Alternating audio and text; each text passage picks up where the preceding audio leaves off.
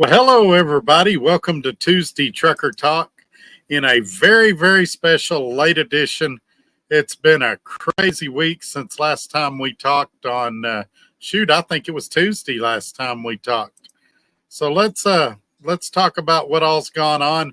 But before we do, and I'll get to your comments, it may just take me a minute to get there. As you can tell by the title, tonight I'm going to have a few rants. We're going to talk about Freightliners and my forgetfulness. So y'all hang with me. It should be a fun show. But man, oh man, we got a lot of things to get to. And I appreciate everybody's patience tonight. We got some people in here that we need to give a special shout out to. They're part of the Gorilla Gang. That's right. We're talking about the now 12 members that we got. Let's start with the oldest and work our way to the newest. And by the oldest, I mean the original first person to become a member. I'm not referring to age or whatever. You've got Ramon, RGB, Robbie Ross, Corey Oatley, John Toohey, Midlife Trucker, Red Raider Reloading, and Randy's Road Life, Christian Harlow, Keith, Tim Back, and Smaller Holler. Man, I always feel like I'm saying Keith's name wrong, and I always feel like I'm saying Smaller Holler wrong. But anyway, those are that Gorilla Gang, the people in there.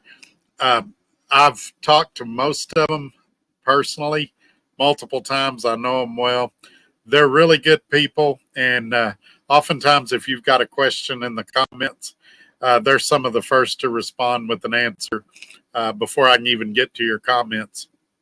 So speaking of comments, I'm going to get to everybody's comments tonight. I realize some of you have been waiting a long time, actually. Some of you have been waiting since about 5:30.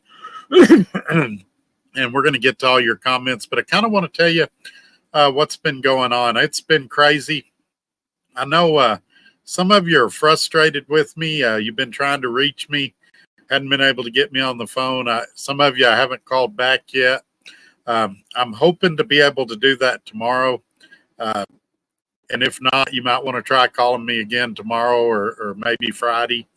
It's been nuts around here, and not avoiding anybody. It's just the priority has been to get me a truck and to get back to work. And man, it's been a real struggle. So let's back all the way up to Thanksgiving. Thanksgiving, I had a pretty standard Thanksgiving. Hung out with my uncle and his family. And then my son, they usually do Thanksgiving on Saturday. And I knew I was going to be on a plane Saturday. So we ended up meeting them at Applebee's. And my son and I both ordered, it was like a bacon mushroom Swiss burger with bourbon sauce.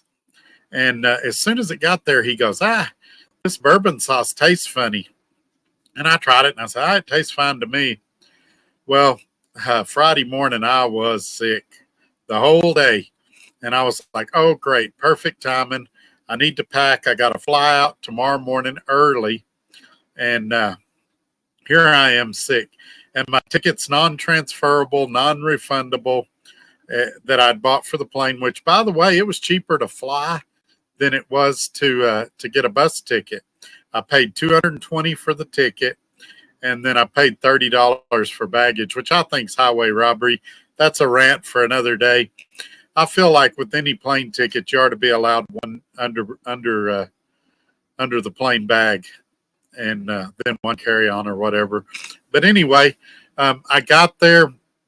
The truck ended up arriving at the meeting point a couple hours quicker than what we originally anticipated. I checked the truck over, really liked it. It drives like, and I'm trying to say some of this because I got a video coming out here sometime this week when I get time to finish it about the truck, and I want to show you kind of the inside and outside of it. But it drives like a truck with half the miles on it. It drives like a truck that, a Freightliner with 250, 300,000 on it. Well, what do you mean by that, Todd? Well, it sounds good, shifts good. It doesn't rattle like a lot of Freightliners typically do. Uh, Basically, the best way to describe it would be kind of I don't want to say base model, but a more basic uh, Snyder company truck. It is white in color. I have shown pictures of it. But this guy that had it bought it new from SFI. And, it's he was a welder by trade before being a truck driver. So he's done a lot of modifications to the truck. He put that diamond plating on some of the outside.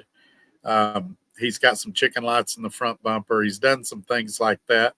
He built a custom bunk for the top bunk, took out that cheap plastic one that Freightliner uses and built a really nice steel bunk up there. And just there's all through the truck, there's all kinds of modifications and improvements to the truck to where it really is a nice truck. And I do want to show it to you. There are some decals on it and stuff that I don't care for.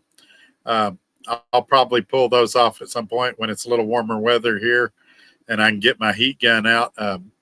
Just some stuff like that. But truck runs and drives great. I calculated it up. As of yesterday, it's been 8 weeks since I drove a truck. So on my way back to Lubbock to get my trailer, it was real important to me to take the trip slow, kind of knock the rust off of me and things like that.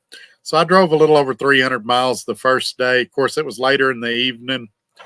And I parked, I don't remember what time. I think somewhere around midnight I parked. Took a 10-hour break and then drove the rest the next day. I think it was high fives, low sixes on mileage that I drove that next day. Got home and it was late at night. My wife and I loaded about 60% of my stuff on the truck that night. We were up pretty late and she had to work the next morning. So we called it a night. Got up this morning and, I left out a part. One thing that I noticed that was wrong with the truck, there was minor things like a couple of interior lights and stuff like that I need to replace. Nothing DOT or mechanically concerning other than the fuel gauge, the fuel sending unit, I believe had failed. And so I called the investor and he said, yeah, they had suspected it might be an issue and they were going to take care of it. Well, I ordered that part. I contacted Fleet Pride. Fleet Pride said, we only have a universal and we can't guarantee it'll work. Turns out I learned later it would not have worked. Napa said the same thing.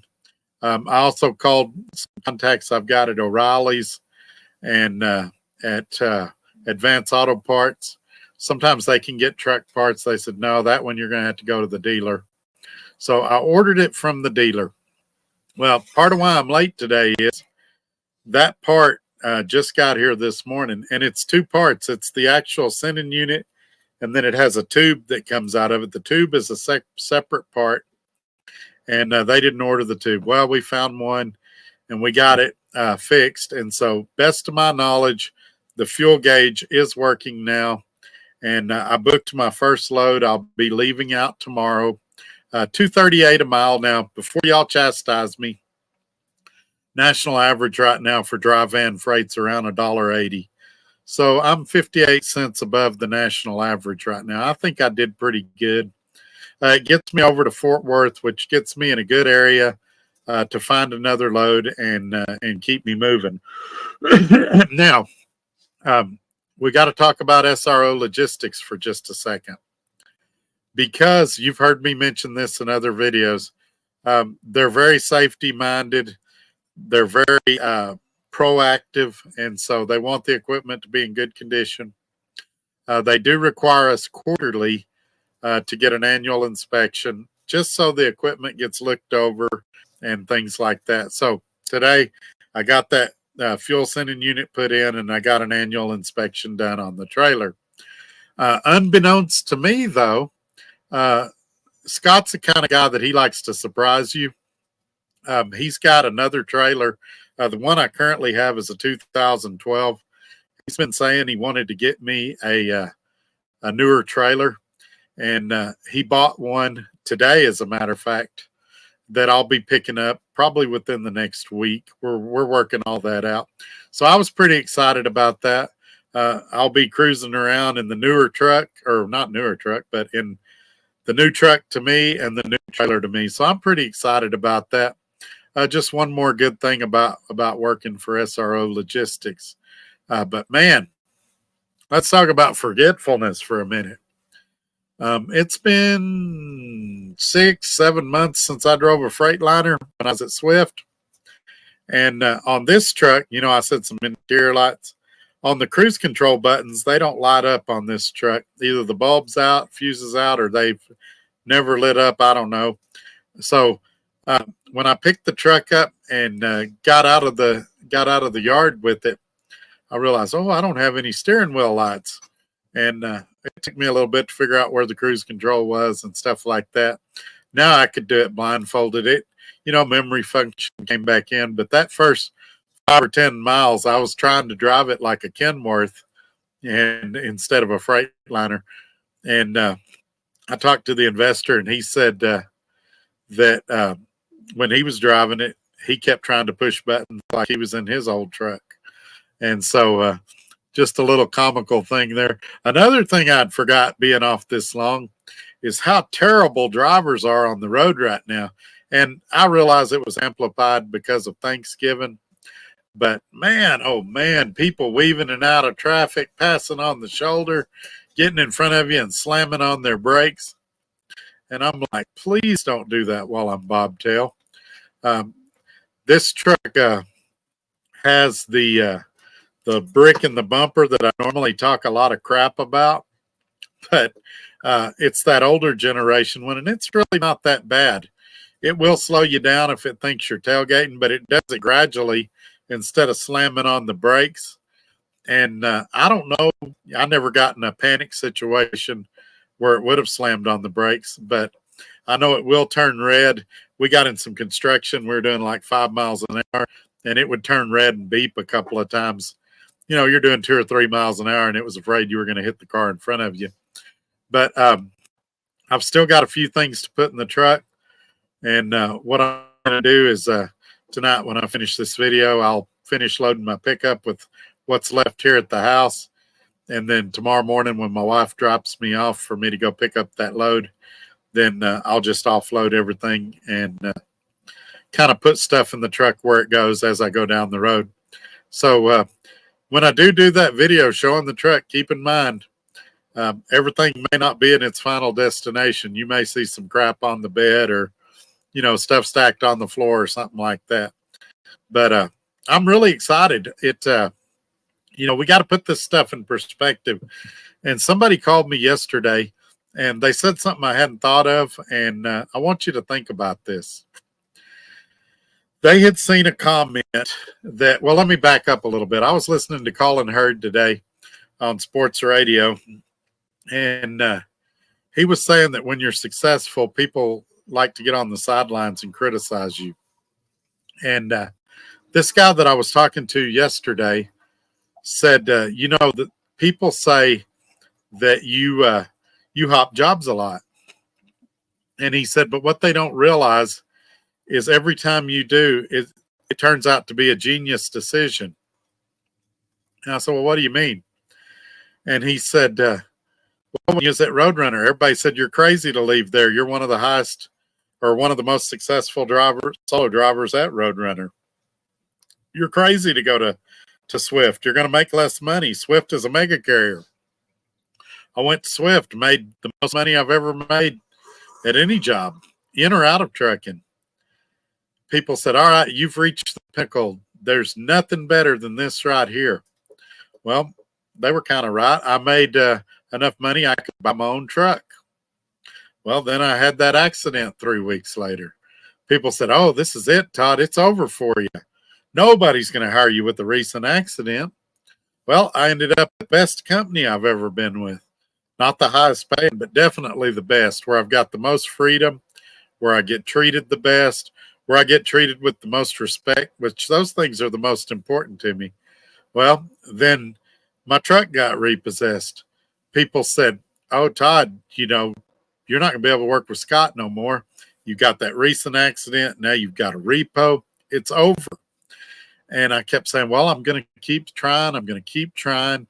And I ended up being, not only did I end up being able to stay with Scott, but I think I've got a better truck deal. And I know a lot of you want the numbers, and I'm not going to give you those numbers for obvious reasons. For one, let me tell you why. I'm beta testing a lease purchase for an investor that's considering starting a lease purchase. The deal I have right now is probably not the deal you're going to have when he rolls it out to everybody. You say, why is that, Todd? Is it because of the YouTube channel? No, it's because you're not going to have my exact truck. You might have a better truck than me. You might have a worse truck than me. He may look at the deal I've got and go, I think we could improve it this way. Or I think it's too good in this way. Maybe we need to take this option away. So my payments, my term, and I've already shared my term, it's 36 months. It's probably not going to be what your term and payments are going to be. So it doesn't do any good for me to throw that out there. Now, do I like every single aspect of my lease purchase? No, there's one thing on it specifically, and I let the investor know that it's not my favorite part, but it's not a deal breaker. Look, contracts, I don't care if it's your mortgage, your car payment, your lease purchase, what it is, it always benefits the person that wrote the contract. And the reason is, if you were writing a contract, would you write a contract that benefited somebody else more than you? And the answer is no. Now, having said all that, I do think it's a very fair contract, and I do think it is above average. Let's call it that way. Is there somebody somewhere in the world that probably has a better contract than me? Probably. But here's the deal. For all of the reasons that we just mentioned, it's not a bad deal for a guy that has a recent repo, for a guy that had an accident this year, for a guy with no money down, a guy with all these situations that's making the demand that he wants to stay working at the carrier he's currently with. Like, I'll let you know point blank, I had probably a half dozen guys. Todd, I don't care about your accident. I don't care about none of this stuff. I just want you to come work with me. I'll lease purchase you a truck right now. Just come work with me. But the criteria was, no, I want to stay with SRO Logistics. I found a groove. I like what I'm doing. And so that's what I'm going to do. So even in this time when this Kenworth looked like, a failure, I still managed to vertically climb. I've got much cheaper payments now. I'm saving substantially over what I was with that Kenworth. So, granted, I'm driving a truck 3 years older, but the mileage is comparable. And you say, well, how so, Todd? I had a hair over 600 on that Kenworth with a PACCAR engine. I've got a hair over 700 on this one. Now, think about that for a second. I say a hair over, probably 750. So 620 to 750 between the two. Would you rather have a PACCAR engine with 620,000, or would you rather have a Detroit with 750? I think just based on the reputation of a Detroit, I probably want the Detroit. Now, let's go one step further with that. Something I didn't know, I kind of knew. Let me be totally honest. The guy selling the truck had maintenance records all the way back to 2019. And he probably had them back further than that. That's as far as he gave me. So I've got a written deal of all the maintenance that done. He ran full synthetic, changed the oil every 40,000 miles. Recently had an overhead like last week. Just all kinds of work. Had the DEF pump replaced like 3 weeks ago. Just a lot of things like that. So what does that tell me, and why is that important? And I'm sure I'm forgetting some stuff. We'll go back. We'll cover it if you guys got questions. But the reason that's important is it tells me this guy wasn't planning to retire when he did.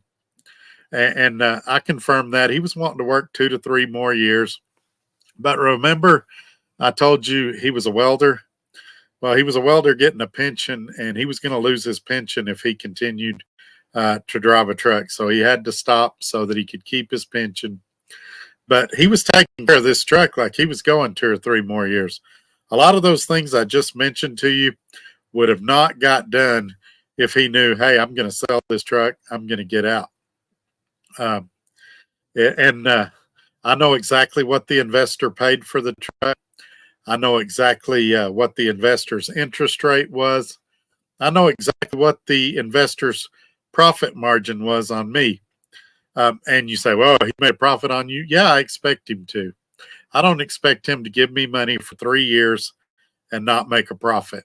So I'm fine with it. I felt like his profit margin was fair, was reasonable. And quite honestly, it was probably better than I could have got with any dealership with my credit and my situation. And B, it was probably better than 90% of the lease purchases I could have done. So somebody texted me this morning. They said, "Hey Todd, I'm worried about you. How you doing?" And I said, honestly, I'm the best I've been in 8 weeks. And so, right now, it'll probably be hard for me to come down and sleep tonight because I'm really excited to be back at work tomorrow. I've got that load booked. The truck runs great, pulls great. It looks like the sweet spot is somewhere around 65 miles an hour. It'll run faster than that, but I'm probably going to be doing a lot of loads at 65 miles an hour because just kind of experimenting with it, that seems where the sweet spot is on that truck. And you go back to 2017, and I believe Schneider had their company drivers governed at 65. So that would make sense that they would spec their trucks for the best fuel economy at that level. Now, the guy, well, that doesn't matter. We'll get into it. If you guys got any questions, comments, throw them down. We'll get to them. I'm fixing to jump in, say hi to guys that have been waiting a long time. The first one in today was channel member Midlife Trucker. He was first here today, and he's been waiting about 3 hours. So I appreciate his patience, and I'm glad he's here.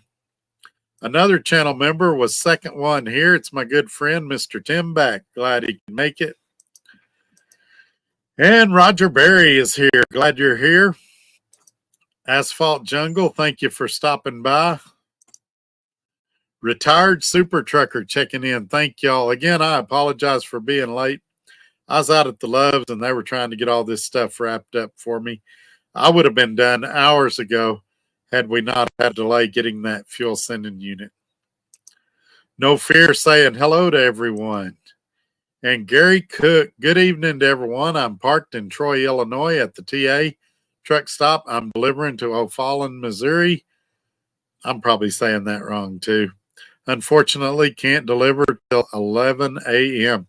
Well, that's all right. At least you get a good night's rest. I'm actually going to be, my plan is to head that way when I leave Fort Worth. So that's this trailer.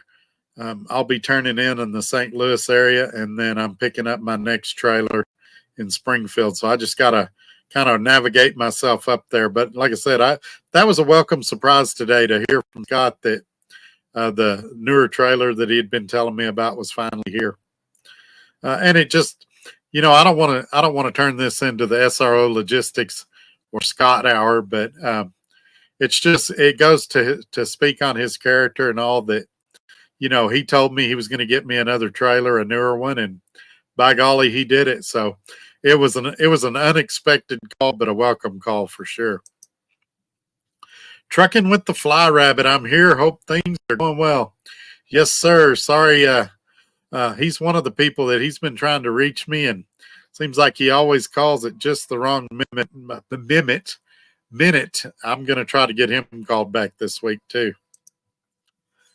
And channel member Randy's Road Life says, here I am.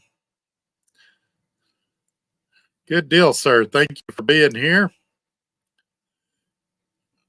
He says channel member Randy says he's at the Pilot in Muldrow, Oklahoma. Well, you're not too far from me then. Seems like everything in Oklahoma is near Oklahoma City. I bet 70% of the population of Oklahomans live in Oklahoma City or nearby. Say within 30 miles of it. Daryl says he's sitting at their yard in Council Bluffs, Iowa. Good deal, man. I appreciate everybody coming in and hanging around, waiting on me. I believe this is the latest show I've ever done. And I really tried to hurry. My wife got us a burger, and I only took a couple of bites of it. I was like, no, I got to get on the air. So I'll eat it after the show if I have time. Channel member Robbie Ross, I'm present and freezing in Marion, Illinois. Yeah, it's been cold here. When I got back from Mississippi and went to go pick up my trailer, like I say, it was like 9:30 at night. It was 20-something degrees outside, and I'm out there trying to take off my kingpin lock and do a walk around, check the tires, and I think I didn't have a jacket on. It was nice and cold out there. So I'll be glad to go to warmer climates if any exist. And Michael says, good evening, sir. And Angel says he was the 13th person here. Thank you for being here, sir. Love your videos, Grandpa. Well, I appreciate that. Thank you for coming in. It's good to see you again. They had a pretty good Thanksgiving too. I didn't get to see them because I was in the air on a plane, but they sent me a bunch of pictures and stuff. Midlife says he's in Laredo, Texas. One wrong turn, and I'd better learn Spanish. Yeah, do you remember, when was it? A few years ago, there was a guy that made a wrong turn, and he had a weapon in his vehicle. I'm not going to say what they're called. They look like this. They go bang, bang, because YouTube doesn't like that word. But anyway, they said, yeah, go up there and make a U-turn. And then they inspected him and saw that device in his truck, and he got arrested and was in jail for, I want to say, like a year and a half or something. It was a crazy deal. And it was just an honest mistake. He was legal in Texas. He wasn't legal in their country. Russell says, evening, everybody from Indiana. Man, it seems like a lot of y'all are in the Midwest tonight. And channel member Robbie Ross says, don't forget to thumbs up, everyone. Yes, please. That helps. It just makes YouTube show this video to more people. So it really does help when you do that. Word of mouth helps. There's lots of things you can do. Subscribing really helps.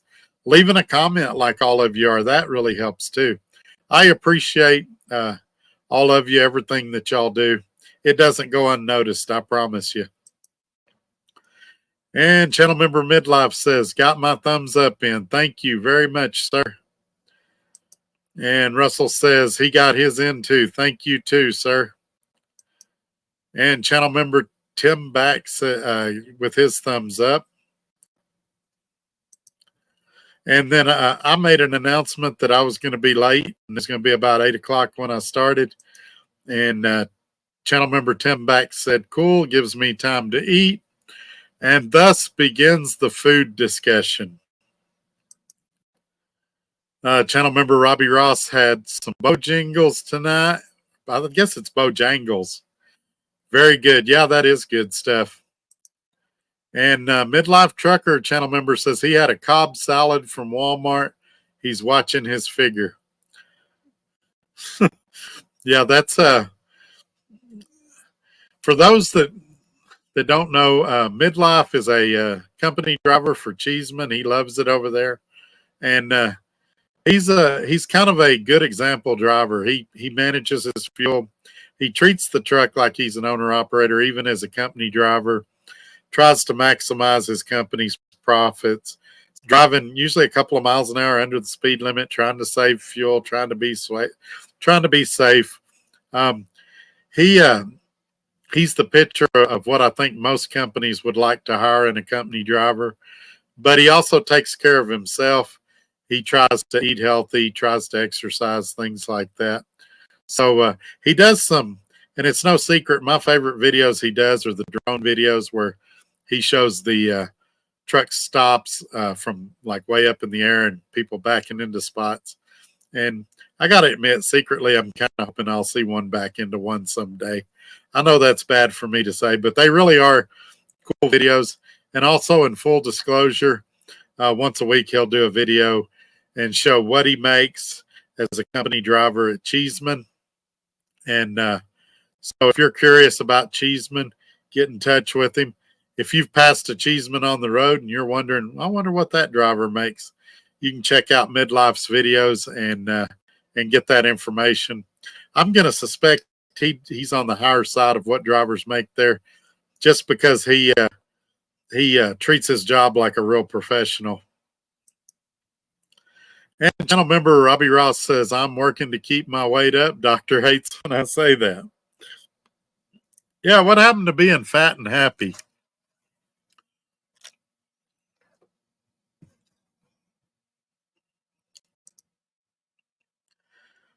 Channel member Tim Back says, cheeseburger and fries, who cares about my figure? Yeah, tonight that's what I had, a bacon cheeseburger and some onion rings.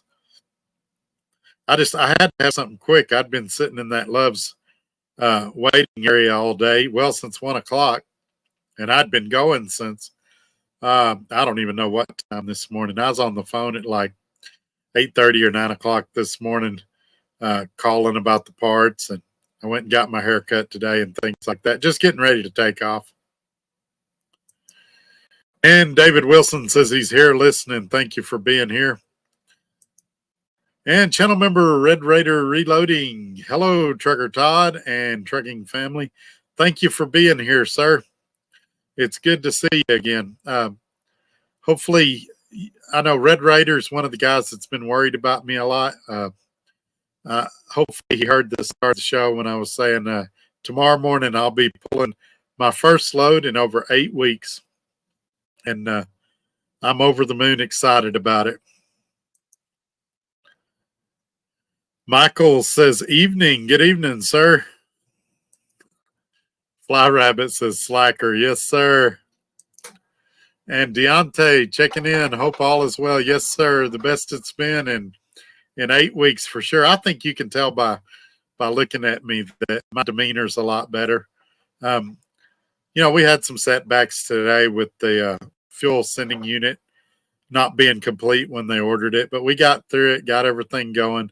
And I was not wanting to come on air tonight and say, oh, we're going to be delayed 3 or 4 more days. So I was glad we got through it. I still got a lot to do when I get off the air tonight, but I'm excited that for sure I'll be back at work tomorrow. Channel member Smaller Holler, I believe he's the newest channel member right now. Says, I made it in. Looking forward to the update. Yes, sir. Michael says, did brother Randy make it? The only Randy I know of in here is Randy's Road Life. If you're talking about another Randy, I don't know who it is.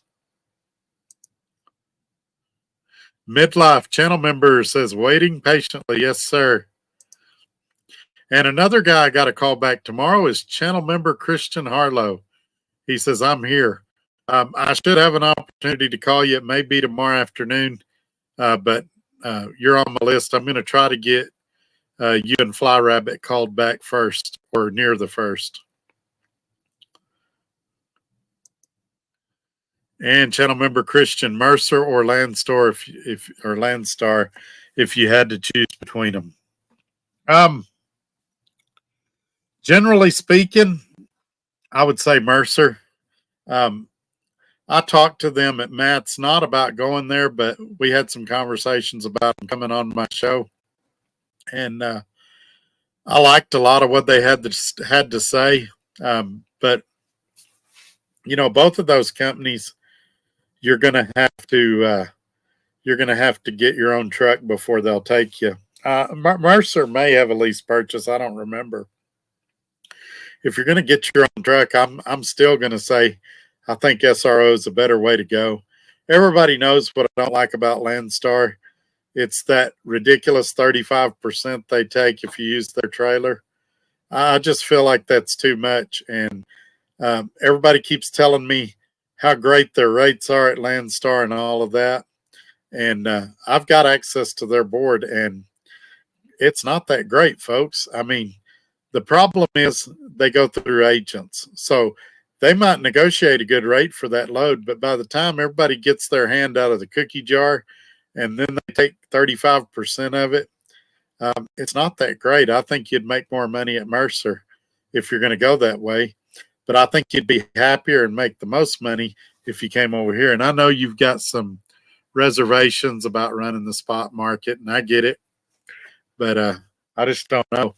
I think I'd probably, especially in your situation, we'll talk about it on the phone. I still think that, a company driver job might be better for your situation, especially since you're running another business and you need to get home more. I would probably look at talking to John Toohey about maybe GP Transco or somebody like that in your situation. Or if you're going to buy a truck, I'd give SRO a hard look, and as a second, maybe Mercer out of those two you're showing there. Landstar would be honestly quite near the bottom of my list. And, do I know guys at Landstar that are happy there? Yes. Do I think you could make money there? Yes. Do I think Landstar's taking way too much of the pie? Absolutely. And I know some people are going to say, there's some arguments to be made there. Well, I don't care how much they get as long as I make money. And there's an argument to be made for that. I kind of made that argument when I was at Swift. I don't care what Swift makes as long as I make a nice check. But why would you leave that money on the table, though? And then the argument goes to, well, Super Ego got accused of that, of the double dipping. And the truth is, with all these percentage companies, if you don't see the rate con, you're just taking their word for it. You don't really know if you're getting 80% or 88%. You're getting 88% of whatever they want you to know about. Now, in my case, I know what I'm getting before Scott or SRO Logistics knows what I'm getting because I negotiate the rate. This load I booked today, we had to do a carrier packet, which is where he sends over the insurances and stuff. And we were talking about something else. I think we were talking about the annual inspection on the trailer. And he said, "Did you get a good load?" And I said, "Yeah." And I told him about it. And he didn't have a clue what it was until I told him. Now he could have probably gotten the broker app. He's probably got access, but the negotiation, the rate, all of that was up to me. And if I'd have been at a Super Ego or one of those Chicago area companies that say, "Oh, we're giving you 88%," I wouldn't have known if I was really getting 88% or not with those companies. But here, I know I'm getting 80% because I see it. And so it just makes it nice. If you've never experienced it, it's really, really nice.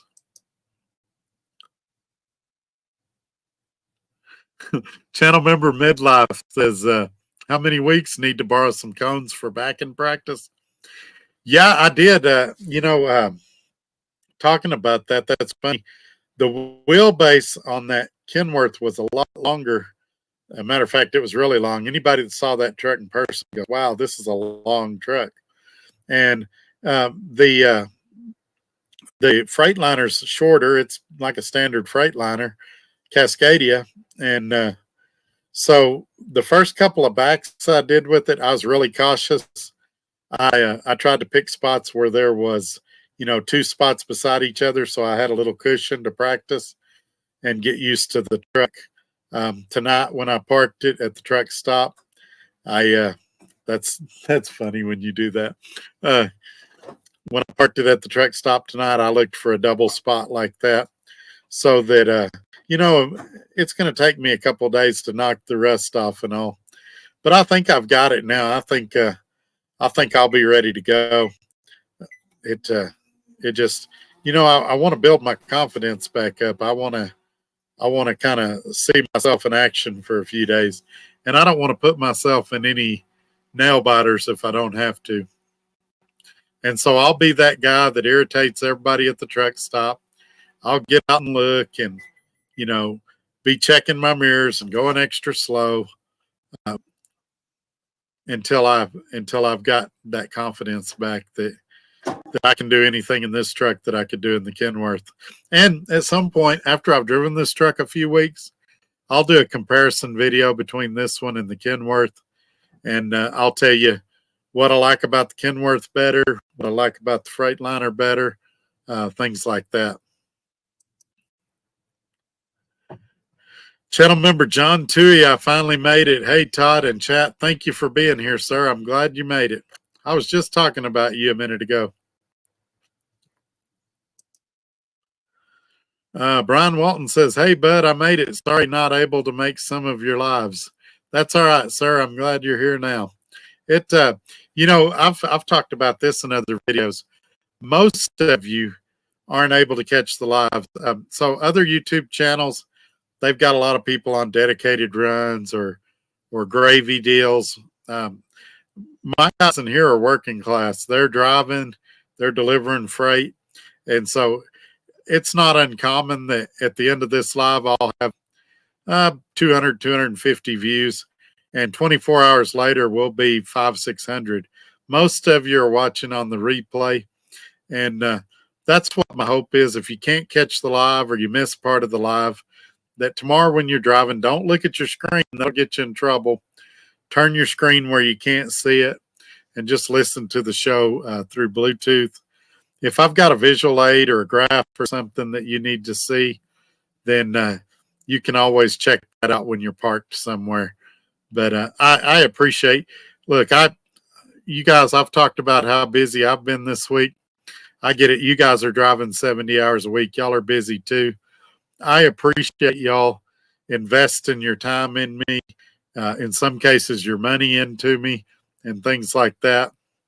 So I realize how important your time is, how special your time is. And it's a real honor that you guys choose to spend that time here with me. Angel says, hey, Grandpa in chat. Hey, Angel. Is the rest of the gang watching too, or is it just you tonight? And Russell says, hey, Todd. Hey, Russell. I realize I've said hi to a couple of you a couple of times. I'm just, on the side of caution, I might reread a comment as opposed to skipping one because I don't want to skip anybody. Midlife channel member says, new truck, white glove, TMC style inspection. It would not pass that right now. Let me give you some examples. I need to get a truck wash because right before I greased it, right before I got it, they greased the door hinges, and some of that grease blew back on the door from where they greased the door hinges. So I got to get out there and get all that cleaned up. Inside, the floors are pretty clean, but just walking in and out and trying to dust my feet off, but carrying stuff in and out of the truck, the floors need to be cleaned. Microwave, because of the way the cabinets are on a Cascadia, I've got it on the top bunk right now. I need to secure it in a way that it won't move around or be a problem. And by the way, I need to find that, Paula. No, my ratchet straps. I won't need that wood if I can find my ratchet straps. I need 2 of them. I may just get some more. But yeah, it's not showroom quality. And I like a clean truck as much as the next guy. I like being able to say, all right, I need a screwdriver. It's here. All right, I need channel locks. They're here. I need my gloves. They're here. I don't like going, it's in that box over there and I got to dig for it. And so I will be in every free moment I got, and probably while I'm talking to some of y'all, if I'm not driving, I'll have my headset on and I'll be I'll be doing those type of things. Speaking of headsets, I know several of you have ordered the solar powered headset that I talk about in the description of the video. I've talked about how great they are. You know how much I like them. But when you get yours, let me know what you think about it. Do you like it as much as I do? That kind of feedback is really valuable to me. And so I'll appreciate that. Also, I know several of you have commented recently, both in emails and in here, about how much money you're saving with the ES Advantage card that I talk about in the description of this video. By the way, any of you that don't have it, it's got a link in there, and you get like $35 credit when you sign up or whatever. So go check that out. You're going to save $1,400 a month. A lot of you are saying, Todd, I'm saving more than that. And, you know, I try to pick conservative numbers so you don't come on here and go, oh, Todd's lying. You can check it out for yourself. That's what I save, $1,300 to $1,400. You can probably beat me. But yeah, go on there. There's a lot of great information. If you hadn't been to the Trucker Todd website, a lot of that stuff's there at truckertodd.net. In the description, my email is also there, todd@truckertodd.net. And you hear me talking about SRO logistics all the time. If you want to know more about that, his email's there in that little ticker scrolling across the bottom of your screen. safety@srologistics.com. So check all those things out. We've already talked about the thumbs up and subscriptions and all of that. So let's jump back into some comments. We're coming up on the 48-hour mark, and it looks like we still got quite a few. So I'm going to try to speed through these and get caught up. If y'all got anything y'all want to talk about, throw it up there, though. Let's see, it looks like I missed something. Yes, I did. We're going to skip ahead real quick. Hang on, I've lost my place.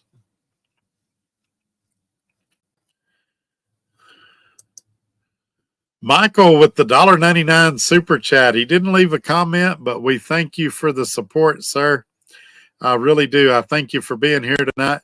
I know he was afraid I had not done a video tonight, that I was going to take the night off, but nope, I'm just running late, and hopefully for the last time. I'm ready to get back to work, I promise you. But thank you for that super chat. It's always appreciated, sir.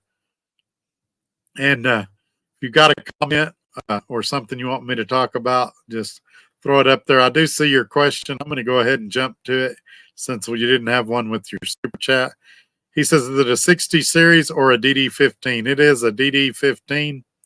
I believe it's too new to have the 60 series. I may be wrong about that, but it is a DD15 for sure. Anthony says, I had that happen to me today. A guy slammed on brakes in front of me, which caused me to slam on brakes. It pissed the guy off behind me, and he pulled beside me cursing. He could see the guy in front of me. Yeah, it's like I had a guy. This is what one guy did to me. He was trying to pass me on the right, and I was passing a car on the left lane. I was in the left lane passing a car.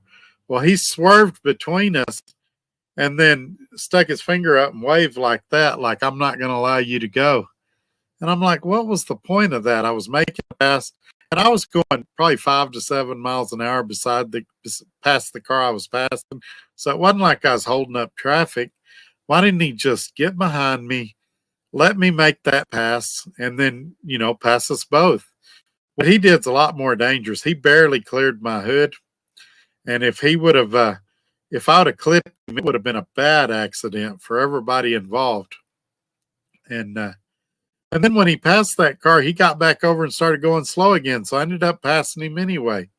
I guess he just didn't want to be behind a truck. And, part of me thinks, well, maybe he's worried about me throwing up gravel or something like that, taking out his windshield. But my truck has the tire covers on it. It's not throwing up any rocks.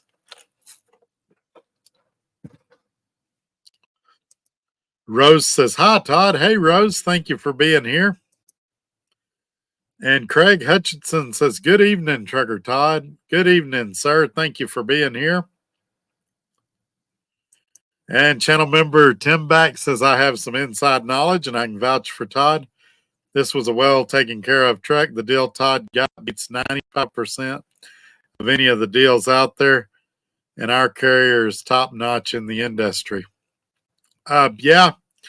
Um, and what people don't realize is I only tell half the story on here, but it's the good. I mean, there's an even better half that I don't tell. So when I talk to you on the phone, Tim, I'll tell you some more kind of insider knowledge. But yeah, whatever I tell you about SRO logistics or about Scott, just know that I'm downplaying it. It's even better than what I tell you. And he does all kinds of stuff that he doesn't have to do as a carrier, but he does it because he wants us to be safe. He wants us to be profitable. He wants us to be happy drivers. I mean, just a lot of things. And so, yeah, I feel really fortunate. This was, nobody thought I was going to get a step up from Swift. And incidentally, what that other caller was talking about was all of those companies where everybody thought I had it so good. After I left, things started going down. And I'm not saying they went down because I left, but all the other people that followed me there left shortly after I did too. Swift, for example, lost a lot of accounts. Freight started going down. The market got worse. None of those things was as a result of me leaving, but a lot of other people did exactly what I did. And so, the fact that I was able to stay at a good company I was happy with, I consider that a major win. And boy, have I got some stuff to tell you tomorrow, Tim, though. We really are at the right place at the right time. Channel member Tim Beck says, eat your burger during the show. Better a burger than an Impossible Whopper like last time. Everybody loved that. Maybe that's what I need to do when I'm in Lubbock. Go around and eat stuff like that at different restaurants and comment on it. Michael says, guess I'm going to be going to Randy's former company. Which one? He's switched recently, and I'm not sure which. I think he's been to a couple this year. He's had, to quote a country song, he's had a good run of bad luck. He's had some misfortune, and I think I know which one. Does it start with a C? Gary Cook says, avoid the Cleveland, Ohio area. They had a 20 vehicle pileup due to the snowstorm that hit there. Yeah, generally speaking, I would like to avoid snow for a couple of weeks until I get used to this truck. Now, this truck, it's got almost new tires on it all the way around. And to me, that's the biggest, that and vehicle weight are the two biggest factors that help me in snow. I want a heavy load and I want really good tires.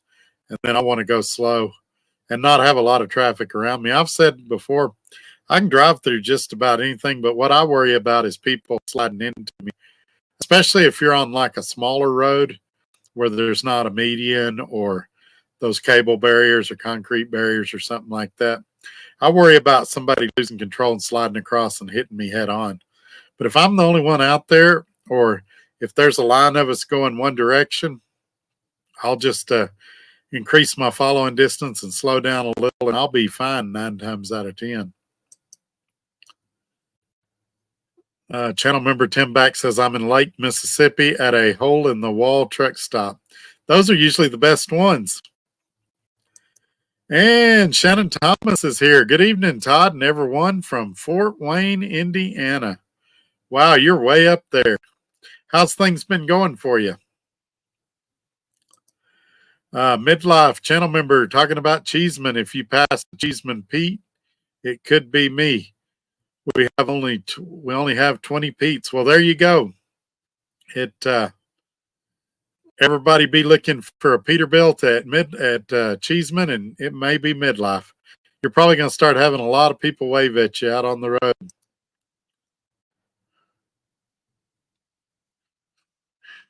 Did you have to put training wheels back on the truck? No, but I did have to ride with a trainer for 6 weeks. So fortunately, my trainer and I get along well. DIY Semi here. Good evening. Good evening, sir. Thank you for being here. And channel member Robbie Ross. Hope everyone had a nice turkey day. Mine was great. Cowboys won and saw Dolly, who looks great at 77. All right, I'm fixing to say something controversial that a lot of people are going to disagree with. She appeared to be lip syncing in that halftime show. And I know some of you are going to tell me, oh, that's a lot of them lip sync, and maybe, and you say, well, Todd, why do you say that? There was no microphone on her. A couple of times her singing was off with the music, like she's a couple seconds behind or something. So I do believe it was lip synced. I know a lot of people chastised her for wearing a Dallas Cowboy cheerleader uniform, but I think most females, when they get to be their age, would love to have the confidence to get out in front of hundreds of thousands, if not millions, of people in a cheerleader uniform. You got to give her kudos for having that confidence. But I wish they would actually sing the songs instead of lip sync them. Gary Cook says, Robbie, Dolly Parton looked hot in that halftime show.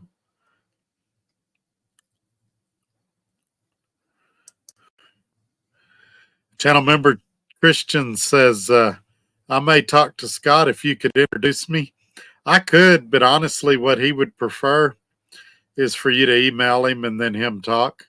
I mean, you can tell him you know me or you watch my videos, and I'm sure at some point I'll get in the mix, but he really wants to talk to you and just kind of get a feel for you and get to know you. He's real old school, so he's big into your character and what kind of person you are, and he gets the best picture of that if it's not filtered through me. If you're shy or something like that, I can make an introduction. And of course, anybody that comes to work here, you've got guys like me and like Tim Back and Scott that they're going to work with you and help you. We get it that very few people have spot market experience, and they're going to have questions. They're going to need help, and we know that's going to take place when we get into this. And same thing, you can come in here and ask questions during my videos, and it'll not only help SRO logistics drivers, but it'll help other guys at other companies that are running load boards or interested in load boards. And the great thing about all three of us, and I would say generally the Gorilla Gang and most of the people in the comments here, is if we don't know the answer, we won't make stuff up. We'll try to get you a good answer so that you know what's going on. But yeah, I was fairly impressed with Mercer when I talked to him of those two companies. If you're still looking at Mercer and Landstar, I was fairly impressed with Mercer. I don't remember their specifics because it's been, well, since February or March when I saw them. I think March, but I'm sure that I'll be talking to him again at Mats this year. So we'll see what happens. Tim Back, channel member, says to Christian Harlow, we have a great team of drivers here that can help teach anyone the spot market. We will train on how to work with brokers. All you need is a truck. Yes, sir. So Tim Back echoed what I was saying. And I was talking to Scott recently about, man, we've got some, and this is what I told him. I said, man, we've got some great drivers here. It'd be great if we could all get together and meet each other. And he's talking about having a cookout or something, maybe on his birthday, and us all getting together, all of us that can go and, getting to know each other and hanging out. And I think it'd be cool. Tim Back and I have met in person, but really he's the only other SRO driver other than Scott that I've met. And so that's something cool to look forward to. You guys know how I am about merchandise, and I'm still working on the Trucker Todd stuff. Admittedly, I haven't done a lot this week because I've just been so crazy busy. But I've been putting the heat on Scott, too, about, man, it'd be cool to have an SRO Logistics windbreaker, an SRO Logistics hat, or something like that. And he's indicated that he would have an interest in doing that as well once the company gets a little bigger. So just more cool stuff for us to look forward to. Anthony Fisher, this is a great question. I'm glad you brought this up. Is it honestly more profitable to go owner operator? Maybe is the answer. And this is going to send me into my next rant. It's happened at every company I've been at since the YouTube channel kind of got going good. People call the company I'm at and they go, I want to see settlements. And while I get why you want that, especially in a mileage contract, because you're basically saying, I want proof that I can get 3,000 miles a week, or I want proof I can get 2,800 miles a week. The problem is when you're doing what Tim and I are doing, it's impossible to fairly compare yourself to us. Let me tell you why. Tim is going to beat the crap out of me this month in revenue. He just is. I've been off. But even if he didn't, even if I ran this whole month and he made $5,000 more than me this month, the only way I could duplicate what he made or maybe even exceed what he made is if I was at the exact locations he was at, pulling the exact loads he pulled for that month. Like right now, he's in Mississippi. I'm in Texas. The rates are going to be different in Mississippi and Texas. His home time requirements are different than my home time requirements. His fuel economy is different than my fuel economy. Everything's different. Now, can you make more money as an owner operator? I'd say 10 out of 12 months a year, yes, I do. Obviously, October, I'm willing to bet almost every company driver in here made more money than me. My truck was in the shop. I'm going to say something that a lot of you are going to disagree with, and I'm okay with that. But the reason to go owner operator is not because you want to raise over what you made as a company driver. Now, that's a benefit. That's a good thing to strive for. The reason to do it is you want more control. You want to be a business owner. Maybe you like the challenge. Maybe you like the risk. When you guys call me and you're like, Todd, I want to do a lease purchase, you'll notice my first question is usually why. Well, I want to put chicken lights on my truck. Well, that's not a good reason. Well, I want to go home every weekend. That's probably not going to happen while you're under a lease purchase payment. Now you start saying, hey, I don't like the way my company does maintenance. I want to be in control of my maintenance. That's a good reason. Maybe you're like Tim and I. Maybe you want to do it because you like negotiating your own rates. You like that challenge. Maybe you feel you can dispatch yourself better than your last dispatcher did. Maybe you've just hit that point in your career where it feels like it's the next step and you want to take your shot. Win, lose, or draw, you want to see what happens. Those are good reasons. But if you're just doing it for the money, if you're doing anything just for the money, you'll never be happy. Because, and I've shared this about my pickup. My pickup's 500 horsepower when I put the hot tune on it. No matter how much horsepower you have, you always want more. I seen one the other day, same engine, 700 horsepower, which I've read is really hard on the engine. But the fact is, no matter what you got, you'll always want better. You know, the richest man in the world still tries to make more money every day.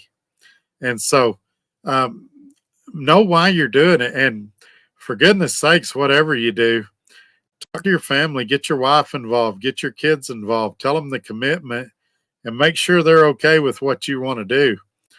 Don't just jump into it and hope they come along. I was really excited because a good friend of mine that works at Legends, he saved up enough money, kind of like I did at Swift, and he bought his own truck. He was picking it up, I believe, today or tomorrow. Sometime this week, he's picking up his truck. And that's been his goal all along, was to get his own truck. He started at Dart in a lease purchase. He went to Legends. He's been there a year and a half. And he did it for several reasons. He said, I didn't like them having their thumb over me. And he said, I could get better payments than what I could get in their lease purchase. So it made financial sense. It made business sense. And he had some time with the company. and it made economic sense. It made logical sense. So I was real excited for him, and he was real excited. That's a reason to do it. All right, let's see here. I'm getting down to it.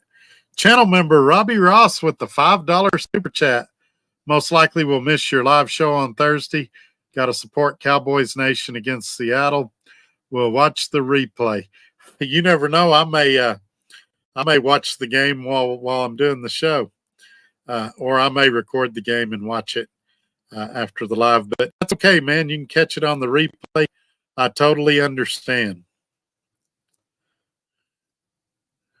All right, let me get up here. Back to where we were.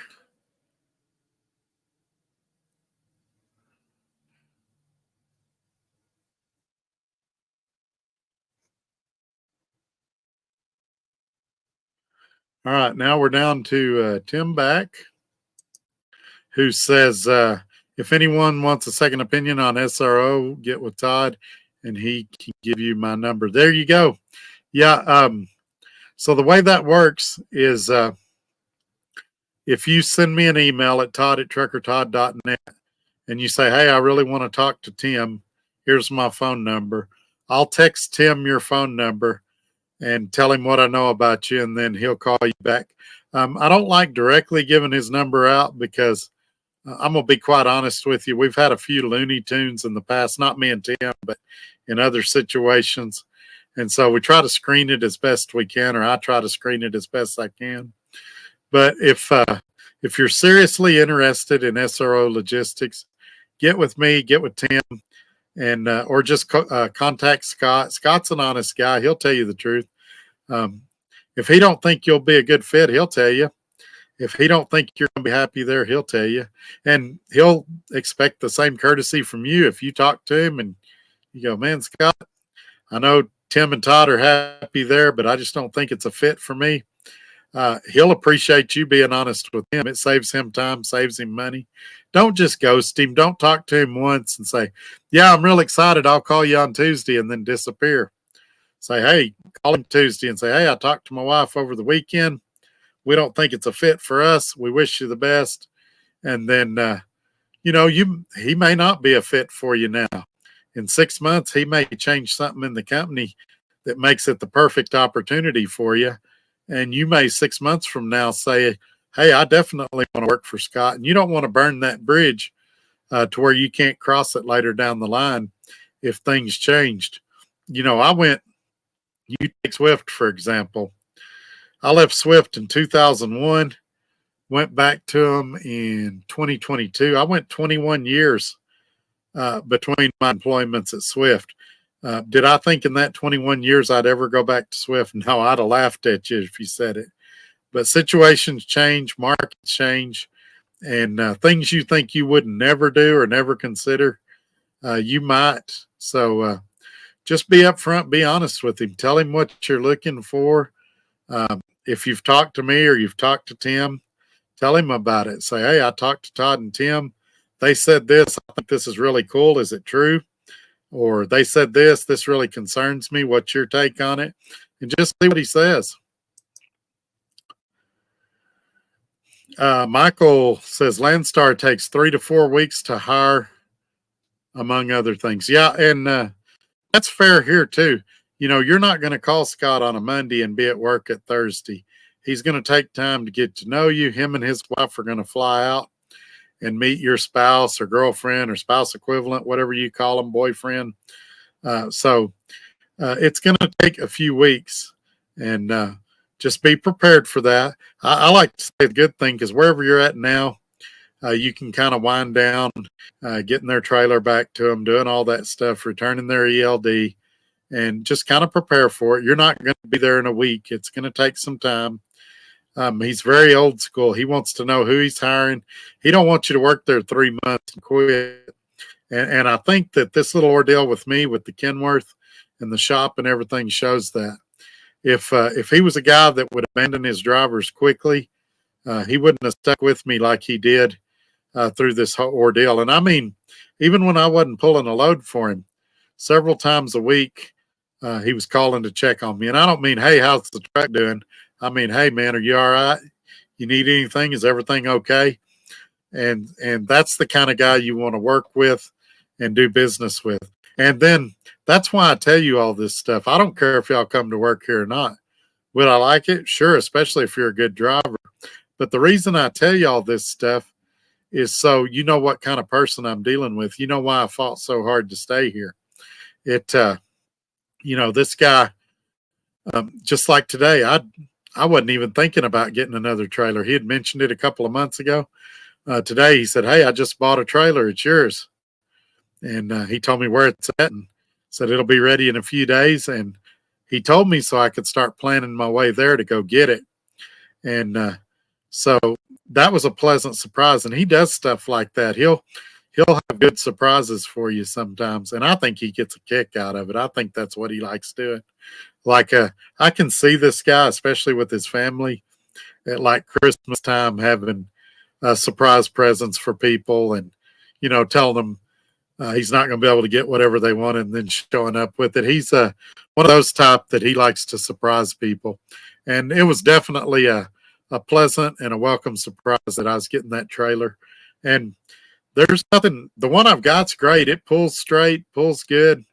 It's not the prettiest trailer that ever walked the earth, but it's a nice trailer. It hadn't never left me stranded. We've had a couple of blowouts on it, things like that. Actually, that may have been the other trailer. I don't know if I've had any issues with this one. I don't remember any blowouts on this one. I think that was my first one. So yeah, it's going to make the next person that gets this trailer a really good trailer, I think. Channel member Tim Back says Thanksgiving sucked. Lions lost to the freaking Packers. Yeah, that had to be considered an upset. And it's looking like Aaron Rodgers is going to be. I know he doesn't play for the Packers anymore, but it's looking like he's going to be back sometime in December. They're saying. I just caught a hair of that today. I was driving around trying to get that fuel sending unit, and I got to listen to a little bit of it. And when I turned it on, they were talking about Deion Sanders at Colorado and how so many people are rooting for him to fail. And then they went into a discussion about about Dak Prescott. And so I was listening to that in between parts stores. Channel member Midlife, I'm talking about turning radius. Kenworth has the turning radius of a sled. Yeah, you have to plan your U-turns for sure. Channel member Tim Back to Anthony Fisher, only if you have trucking and business experience, 5 years minimum, in my opinion. Yeah, but you can do everything right and still fail. And that's the thing that I don't think anybody thinks about. I just mentioned yesterday made 8 weeks for me. Think about it personally. Nobody has to say out loud. How many of you could go down 8 weeks and your trucking business survive? Even as company drivers, how many of you could afford to sit at home for 8 weeks without a paycheck? And so all these people that are saying negative things about me in here and out in the YouTube spheres, how many of you could go 8 weeks without a paycheck? And so, you can do everything right and still fail. You and I could open a McDonald's together or a Walmart together. We could do everything exactly right and still fail. I'll give you an example here in Lubbock. They're building an outer loop here in Lubbock. What is it, about a year and a half, 2 years ago, they built a Family Dollar out there, and now they're tearing it down. That Family Dollar failed, not because it wasn't successful, but because the government, the city government specifically, is building a loop that store was right in the way. And Family Dollar said they're not going to rebuild it. They're just going to let it go. So they did everything right and they still failed. So I'm not telling you, there's no guarantees. Just because you become an owner operator, there's not a guarantee that you're going to make more money. So don't do it for the money. Do it for the right reasons and know why you're going to do it and have goals and know if you're achieving those goals or not. Channel member Christian says, I'm looking at trucks too, just trying to keep my options open. I have 3 offers, GP Transco, SOAR, and Mercer. I have in the past talked to Landstar. Right now, I think it's important to run contract freight. Well, maybe not. The deal about contract freight is it's a contract, and you don't know when that contract's going to end. That's what happened to a lot of Swift people. We went there for the contract freight, and they lost several big accounts. Now, that happens all the time. They also pick up several big accounts, but that usually takes a few months. And so, I wouldn't do it specifically just because it's contract freight. Now, maybe you do it if they've got a dedicated run that's going to be by your house. I personally like the spot market because I do similar things on the spot market. I've shared before that when I was at DART, I had a company in Georgia that they had 3 loads a week going to Lubbock. So I knew anytime I needed to go home, I'd get a load to Georgia, I'd grab one of those loads that came right into Lubbock. I got a broker right now that when I'm in Colorado, which most of you'd tell me that's a terrible place to go, I can get a good rate going into Colorado. When I get there, he's got, I think, 5 or 6 goat loads a week that come right back to Lubbock. I've got a contract here in Lubbock. If I need to pull mail, I can pull mail down to Midland like 3 times a week. It pays pretty decent. As you develop a reputation and you get known for delivering on time. I told you I delivered a load of pumpkins out of New Mexico, took them over to Dallas. They said I was the first driver to show up that didn't dump one of their pallets of pumpkins because they would double stack them in there. Well, I got back there and put straps. Nobody else was putting straps. And they wanted me all the time. And the problem was getting loads from Dallas back to New Mexico. But every time I was there, I could run over there and they had a pumpkin load for me. And that's what it is. Same thing with cotton. I've got people set up here in Lubbock that they like the way I pull cotton for them. So if I need a load, I've got a list of people I call when I need something, and they take care of me. And so I would ask why contract freight is so important to you. Now, I know what you're going to tell me. You're going to tell me, well, it's because contract freight pays more. And right now it does. Sometimes it don't. Usually it does, but let's say it does. Okay. I just mentioned that I booked this load for $238 a mile. I'm really, really close to what contract rates are right now. And so what I would tell you is there's some guys that are booking freight that are taking the first number they're given. And there's some reasons for that. They got a good load going out. They just want a backhaul. They don't care what it pays. They want to get back. I'm trying to make money on every haul, not just the backhauls or the load out. So, I would ask, why contract freight is so important to you. Maybe you've got a valid reason I hadn't thought of. Michael says, Randy's Road Life is who I was talking about. Or did you go to that company that starts with a C, flatbed company? Just don't want to make a mistake again. Yeah, I don't blame you. It's tough. And, none of us want to go to that crappy company that everybody warned us about, because then you're going to get a 1,000 see I told you so's. And quite frankly, it doesn't look good on your driving record. If you go to a job, you're there a few weeks and you leave. So I get it. The problem is, and this, I'm preaching to the choir, I'm sure, is it's hard to trust drivers. In the old days, you could ask a driver in the fuel island and he'd tell you the truth, and you'd listen to 5 good ones and 5 bad ones and assume the truth was somewhere in the middle. I kind of do that online now. I can look at a company's safer score and kind of tell things, but it's drivers with recruiting bonuses and things like that. They'll outright lie to you to get a bonus. Some of them, that's the only way they can make money. and you can't count on the recruiters. The only industry I'm aware of that seems to have a higher turnover rate than drivers is driver recruiters. I mean, every one of them seems like they've been there a month. They don't know anything about the company. You ask them a question, they're like, "Oh, I gotta check into that. I'll get back to you," and you never hear from them again. Or they give you some information, and then you get to orientation. They're like, "I don't know why they told you that. We've never done that." Or, "Yeah, we did that 8 years ago. We don't do that no more." And it's like, yeah, it's tough, but the internet can be your friend. Check out a company's Safer score. If the vehicle maintenance is higher than the whatever they call it, the benchmark, then you know that drivers aren't making money because they're not taking care of their equipment, or the company's not making money and they're not taking care of it. If they're a company job, if the driver fitness is not up to where it should be or below that threshold, that's the word I was looking for, threshold, then maybe their safety department's not that good.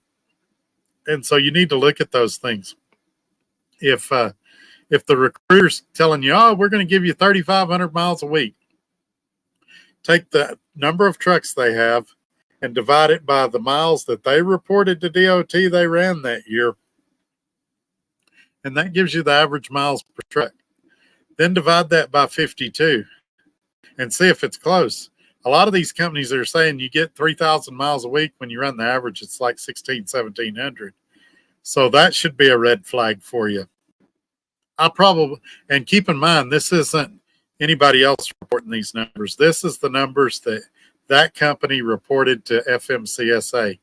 So they're going to be fairly accurate because they're worried about a government audit.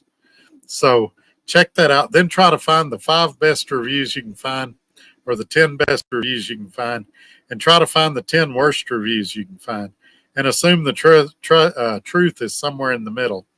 Now, if you start seeing a pattern, hey, they cheat you on pay, then they probably cheat you, or they fire you when you get close to completing your lease, then maybe there's something to it. If it's just one person, or if it's the driver's spouse and not even the driver, maybe it's the driver. Maybe he goes to Vegas and blows the money and then tells his spouse, or she tells her spouse that, the company screwed him or whatever.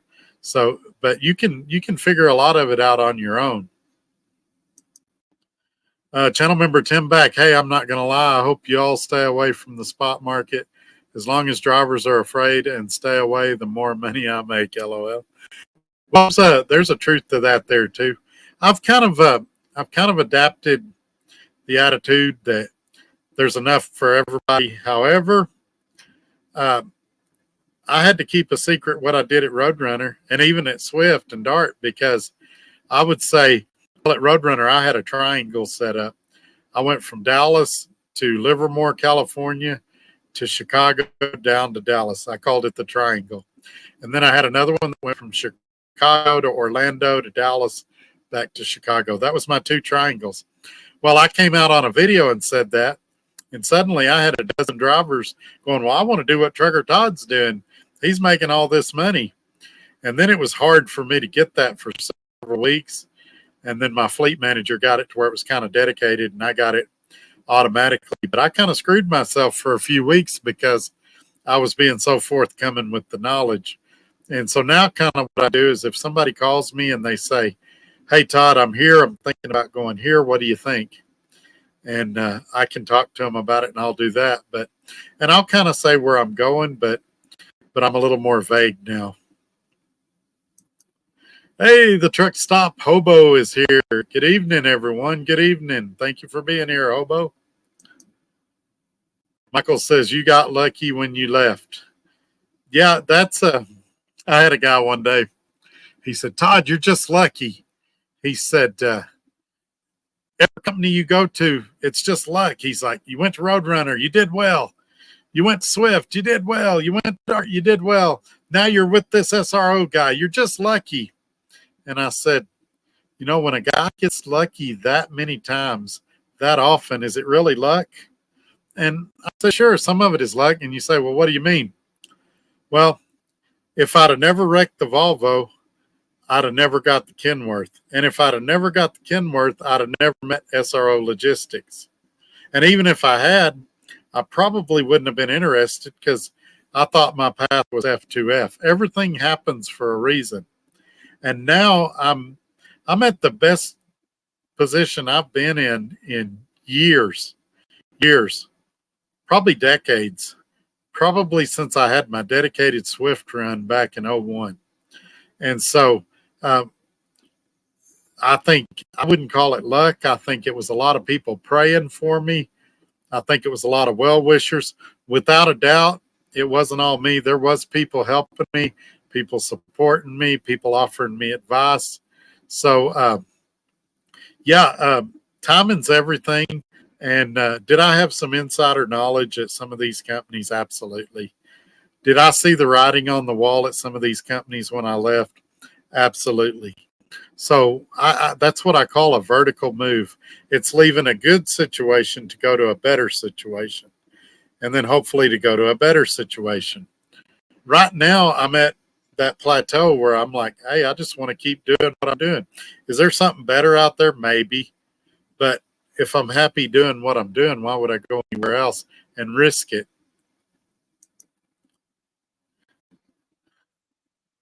Yep, you guessed it, brother. It starts with a C. Well, for a long time, he liked it there. He got a truck on his own, and that truck gave him problems. And I think that led to his downfall with that company. But I think, generally speaking, and I'm sure it sounds like you're in contact with him. I think, generally speaking, that's a pretty good company, according to him.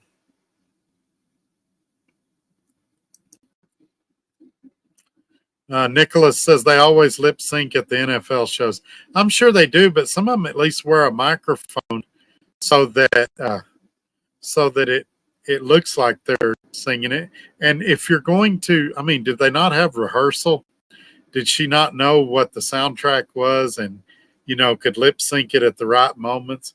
Could they not put a flashy light out there or a teleprompter or something so that she knew when to sing or when to talk? Or something like that. I don't want to nitpick her to death, and I like Dolly Parton and her music, but I just don't think it was. I don't think it was her best performance. T. Curry just got here. How's the truck situation now and company situation? It's all good. I'm leaving out in the morning. Got a load for $2.38 a mile going over to Fort Worth. They'll take it same day if I get it there. If not, they want it there at 7 a.m. the next morning.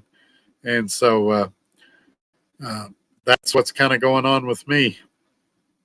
It was a long, crazy, tumultuous day, but we made it through. And let's get down here. We've got another super chat we need to look at. ROB with the $100 super chat. Wow. Thank you very much, sir. I like your Johnny Five. Is that what it is from? What was that movie, Paula? Was Short Circuit? Short Circuit, yeah. Johnny Five from Short Circuit. He says, I bought my first truck outright for cash on September 10th and leased it on to Crete October 10th. I can say already that having a dispatcher is number one obstacle to reaching my full potential. That's a great point. And incidentally, I think Crete is a great choice. I think you made a wise decision going there. I looked at their program as a backup if I couldn't stay with the SRO, and it's not a bad program. There's definitely a lot worse out there. As far as the dispatcher, I always talk about the three-legged stool, and I'll go over this again for people that's never heard it. Being an owner-operator, there's three legs, and you can make it without any of the three, but it's a lot harder. One of them is like you talked about, the dispatcher. If you're being dispatched, you got to have a good dispatcher that cares and wants you to succeed. The second one is personal knowledge. You got to know how to run your truck and how to run a business, basically. And it's not something you're born with. You can learn if you don't know, but that's important. And then the third thing is your equipment. You can have those first two things, but if you're driving a turd of a truck that's in the shop constantly, it's almost impossible to make it. And it sounds like you've got a good truck and a good dispatcher. And like I said, you've probably got the knowledge too if you were able to save the money to buy your truck outright. So, success wise, I'd say your odds of succeeding are very good. Now, anybody could fail. You could have a major breakdown that had you down 2 or 3 months, and it might get you. But the odds are going to be in your favor in your situation the way you're set up. Let's see here. Get back to the comments. Yeah, even the Super Bowl. That's right. That's a known thing. Well, I think some of them sing it live, don't they?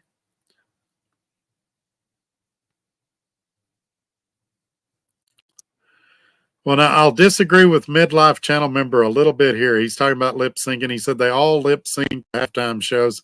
Acoustics suck in a place that big. Not necessarily, because a lot of big artists perform in those same stadiums. For example, George Strait has played at AT&T Stadium in Dallas numerous times. A lot of big bands have.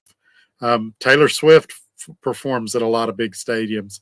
So they've got the acoustics. Now, you could make the argument it's hard for them to do when they're dancing, things like that. But a lot of your boy bands dance and sing at the same time. I don't like lip syncing. If I want to see lip syncing, I can see that on Jimmy Fallon's show. If I've paid all that money to see a halftime show or a concert, I want the live performance. I don't want a lip sync. Channel member Midlife talking about good owners. Cheeseman's owner Ed sends every employee a personal check on his birthday so we can celebrate with him. He also sends us one 4th of July, Driver Appreciation Day, Christmas. Wow, that is good. I would say that's rare. That would be the only company I'm aware of that does that. So that is good. Channel member Christian, I have a few options on a truck if that's the route I decide on. I really love driving. I undeleted my recent videos. I was feeling embarrassed about them and privated them. Let me talk about that a second, because I know a lot of you have told me you're starting YouTube channels, and I know you've had yours a while, Christian. After watching mine, you're like, hey, if that guy can do it, I can do it. Everybody's embarrassed by their first videos. You are, I am, nobody. And even now, I look at my videos and I critique them, and I'm like, man, I should have said this. I should have done that. I used to do recorded videos, and while I was editing them, man, I forgot to say this, or man, I forgot to say that. Just put them out there. Do your best in every video. And 6 months from now, you're going to look back and you're going to go, man, my videos are so much better than they were 6 months ago. And it's going to continue that way. Anything you do, you get better at with practice. But if you delete them, you don't see that improvement, and it's easier to get discouraged. There's guys on YouTube that they delete videos within a week of recording them. And so they don't have the, hindsight ability to go back and look at their video and critique themselves, see what they could improve on, things like that. I watched your minivan video, and I thought it was pretty good. I would have liked it to have been a little longer. I don't know if you were nervous or what, but that'll come. You don't want to get a video where you're rambling either. So just do like you did, have a point, stick to it, and you did that very well. And they'll get better, but maybe you just hadn't found your subject yet. Maybe it's not the van. Maybe it's not trucking. Maybe it's real estate. But whatever your subject is, when you find it, just keep running with it, and you'll get better week after week. Channel member Christian, he's answering my question about why he wants contract freight so bad. Says, I'm worried about running spot, but if there's some good training, I think I would venture that way. Control is maybe the biggest reason for me to want owner-operator. I'd like to build a fleet as well. Okay, there's a lot of good information here. We may be taking care of our phone call tonight.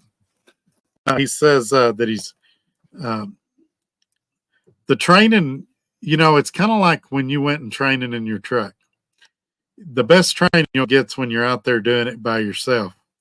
So, I mean, Tim and I and Scott and everybody, we can give you advice about what lanes to go to, where not to go. But you're going to learn the most from when you make your first big mistake. You book a load and you regret it later, and that's where you'll learn the most. Control's a good reason. Um, Building a fleet, I know guys that do it. I've always been scared of it because the fleet owners I talk to, the biggest problem they have is either drivers wanting to be home all the time or drivers not taking care of the equipment or things like that. Drivers showing up. I can't tell you how many people I've talked to lately that their drivers are oversleeping, showing up for pickups, deliveries. Or one of them pulled over and ate dinner and was late on like a critical load. And so finding drivers that care, that's a big deal too. And so I'm nervous about building a fleet. I would say if you're going to do it, take your time, do it slow, be methodical about it. Either dispatch them yourself or hire a dispatching service to dispatch them. Have a real conversation with them when you're hiring them about home time expectations. Being home every weekend is probably not going to work good for you. Think of all your expenses. Not only you got the truck expenses, you've got your payroll expenses. Think about that truck breaks down. That driver's going to want a hotel. He's going to want breakdown pay. A lot of times he's going to want a loaner truck. So make sure you've got plenty of money or plenty of credit so that when those situations arrive, you've got a solution for it. Me personally, I've never wanted to be a fleet owner. I've never wanted to have my own authority. I'm right where I've wanted to be my whole time I've been driving. I'm doing exactly what I've wanted to do. Now, some of my really good friends, many of them are in the guerrilla gang, have wanted me to start my own authority and let them get trucks and lease on to me. And I was tempted to do it for a while. And I had a real conversation with Scott about it. And I don't think it's worth it to me. I think now I'd rather you guys, if you were wanting to work for me or work with me, come to SRO Logistics and let's go that way. If Scott gets out at some point, then maybe we'll take a look at it at that point. But for the extra, 100, 150 a week I'd make, because there's a lot of increased expense too that people don't think about. For the little extra money I'd make, do I want the extra liability that comes with it and the extra headaches? I've got to see firsthand some of the stuff that Scott has to deal with. I mean, we're sitting there eating dinner and his phone is blowing up with brokers calling, hey, have you got any trucks in this area? Because they don't know his business model or, trying to sell him stuff. I thought my phone blew up a lot. I told him last time I saw him, I said, you're the only person I know that gets more phone calls and emails than I do. And he just kind of laughed about it. Channel member Tim Back said, Todd calls me and he's a Looney Tune too. Yeah, and especially if any of you have talked to me in the last 2 weeks, my brain has been scrambled. You don't know what I'm going to say, what I'm going to do. At some point, probably in the next day or two, I'm going to go into a really deep sleep. Possibly tonight, just because all that stress is gone, all that pressure's gone off of me. And I can go back to doing what I love to do, which is dealing with brokers, helping drivers with problems, delivering freight, those type of things. All the things that are really a whole lot of fun to do that I enjoy the most. John Toohey says, channel member, by the way, I agree with Tim Back. You're both Looney Tunes. Yeah, we are. What we need to do is get a conference call between the three of us. I bet that'd be hilarious. P. Curry says, I broker freight and I ended a partnership at Landstar. And if people think Landstar is still a good move, you're in for a rude awakening. The Landstar days are long gone. Well, that's something I've noticed about trucking in general. We get these thoughts in our heads and they can't be changed. So we've got our good guys and our bad guys. Landstar's the best. Swift's the worst. I mean, we go down the list. This company's good. This company's bad. And it doesn't matter if they change leadership or what happens within the company. Once they're in that good category, they're always good. And once they're in that bad category, they're always bad. And what you've got to understand is companies change. And companies that were good at one point, like Landstar, in my opinion, they're not as good anymore. Are there people there that are still happy? Yeah, there is. And are there people there that used to be happy and now they're not? Yeah, there are. That is at every company. But I don't think they're a good fit. I wouldn't go there. If you want to go there, I'm not talking to you, T. I agree with everything you said.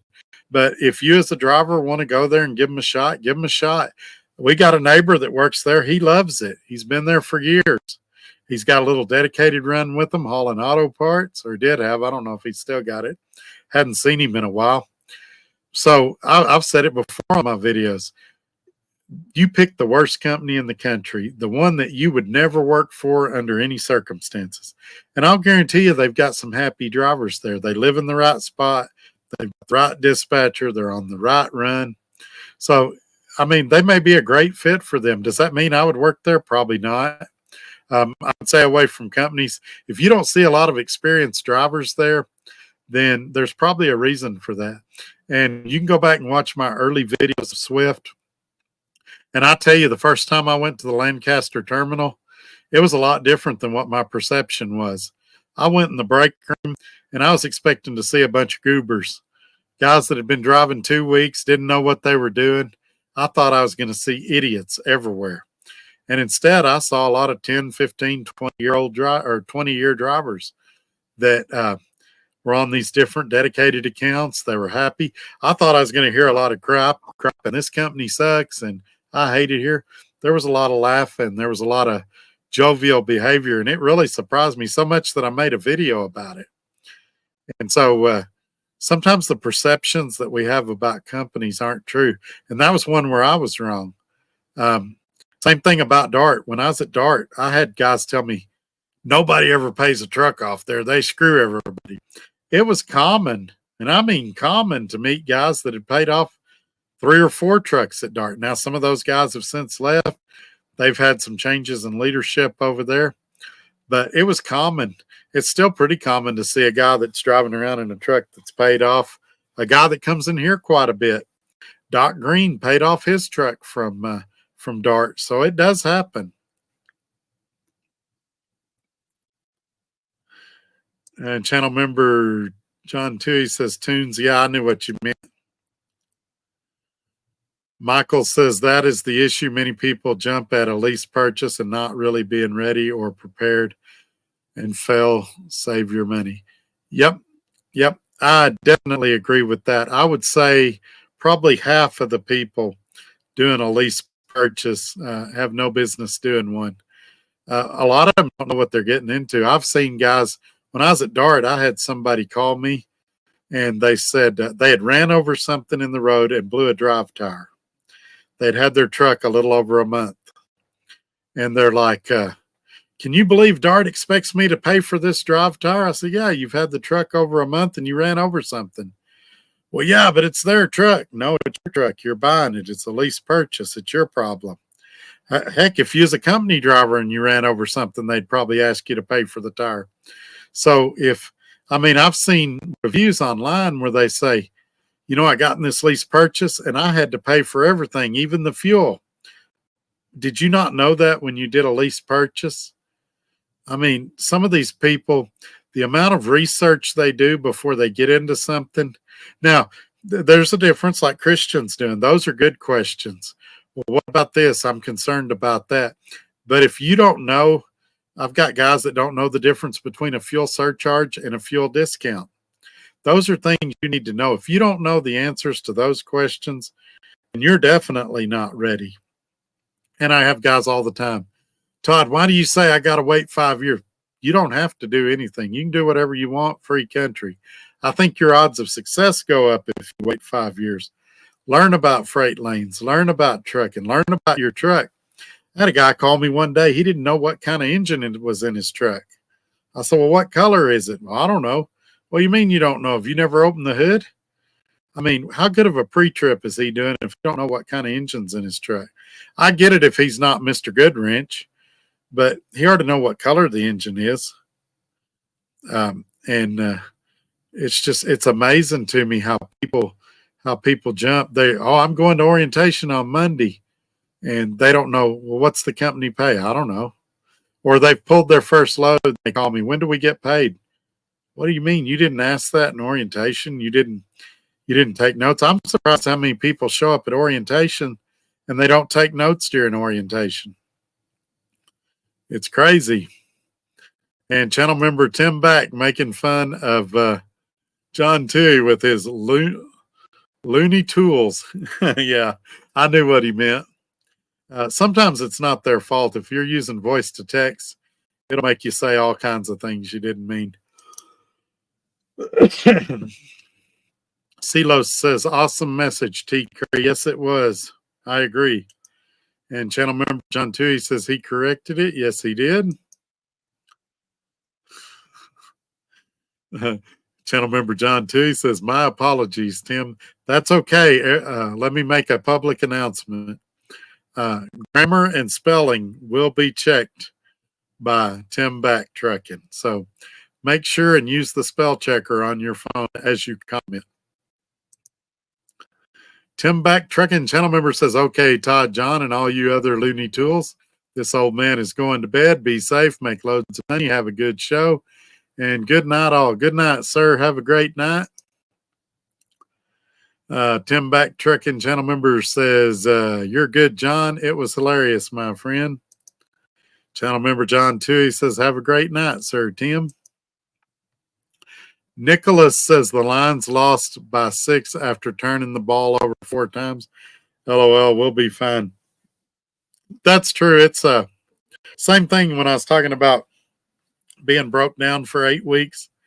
There's very few teams in the NFL that could overcome 4 turnovers in a game. The fact that they had 4 turnovers and only lost by 6 is pretty good. But I think we all agree 4 turnovers, you're not going to win many games turning the ball over that much. 1 or 2 can be the nail in the coffin sometimes. Truck Stop Hobo says, I could because I don't have a home, talking about breaking down for 8 weeks. Oh, that was a depressing one. You don't have a home, but you've probably got a super nice truck that you cruise the country in. Michael says, stay away from SOAR. Yeah, I've heard that. So SOAR used to be that Kelly Transport, K-E-L-L-E. They bought a company that I used to work for, Robert Heath, and ran them in the ground. I wouldn't be eager to go there. They wouldn't be high on my list either. I'm not sure if my only 2 choices was SOAR or Landstar, which one I'd go to. But it's hard. There's some companies that it's hard for me to get excited about. Maybe they're great companies, and maybe you'll go there and you'll come on here and you'll say, I'm making the most money I've ever made in my life. But it's just, they're hard for me to get excited about. Are you asleep, Paula? I don't know where she went. Can ask her to turn the heat up a little, freezing out. Channel member Midlife says, talking about freight, most carriers that have contract freight also haul spot market freight. That's a very great point. That is a great point. But, it's kind of hard to chase 2 rabbits. So a lot of companies, what they'll do is they'll have their contract freight, and if they get in a dead zone or something like that, then they'll do spot market. But they don't do, they focus on one primarily. Same thing, a lot of the smaller companies will have a couple of contract accounts, but they'll primarily focus on spot market. Roadrunner did that. We did terminal to terminal freight, but if you wanted to go home and you lived out inside their network, They used a brokerage company to find you a load to get you closer to home, which was usually how I got to Lubbock. But yeah, and in this market, I think everybody's getting freight from anywhere they can. I don't know that the distinction is there as much as it might have been in years past. I think everybody's just scratching for freight anywhere they can get it. Channel member Midlife talking about driver recruiters. It's not always dishonesty. They just aren't drivers and don't know. There's some of that too. There's some of that too. And, you know, I always get a kick out of these recruiters. They go, oh, we get a lot of freight in this area. They don't know. They're not working with operations. They don't know what the company's got and don't got. They're going off of what they've heard, maybe around the coffee machine or something. Same thing. Swift used to tell people, we've found our most successful drivers stay out 2 to 3 weeks at a time. I was going home every week and I was making more money than all of them, or almost all of them. I always play it safe when I make those kind of statements. But I was going home for a 10-hour break and coming right back out, where I was taking a 34 when I was already out of hours. I wasn't taking 10 days off at a time, and like some of these guys do when they talk about home time. Racing Ray says checking in. I think I'm number 49. I think you're lower than that. We've had a pretty big crowd tonight, but I'm glad you made it in. We've been going strong for almost 2 hours now, so we've had quite a few bounce in and out. Several of our old timers have gone to bed. Channel member Midlife says, say for math, keep in mind the truck count includes OTR trucks, regional trucks, day cabs, and even yard dogs. Yeah, that's true. That's true. But it still gives you an idea. I mean, especially a lot of these companies, they've got maybe 1 yard dog, 2 yard dogs at the most. They may have day cabs. A lot of them don't.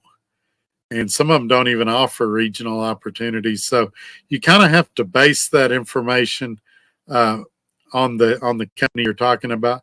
But it definitely gives you some follow-up questions. So when that recruiter goes, yeah, our guys are getting 3,500 miles a week, and you get on there and look and it says 1,700, you can call him back and say, hey, I looked at Safer, and why does it say you're only getting half that?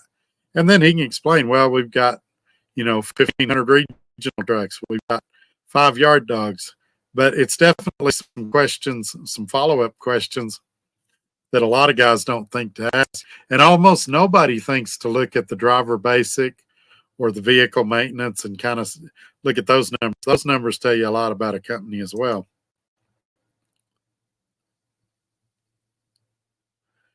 $772 Minnesota Kid, you get new B truck.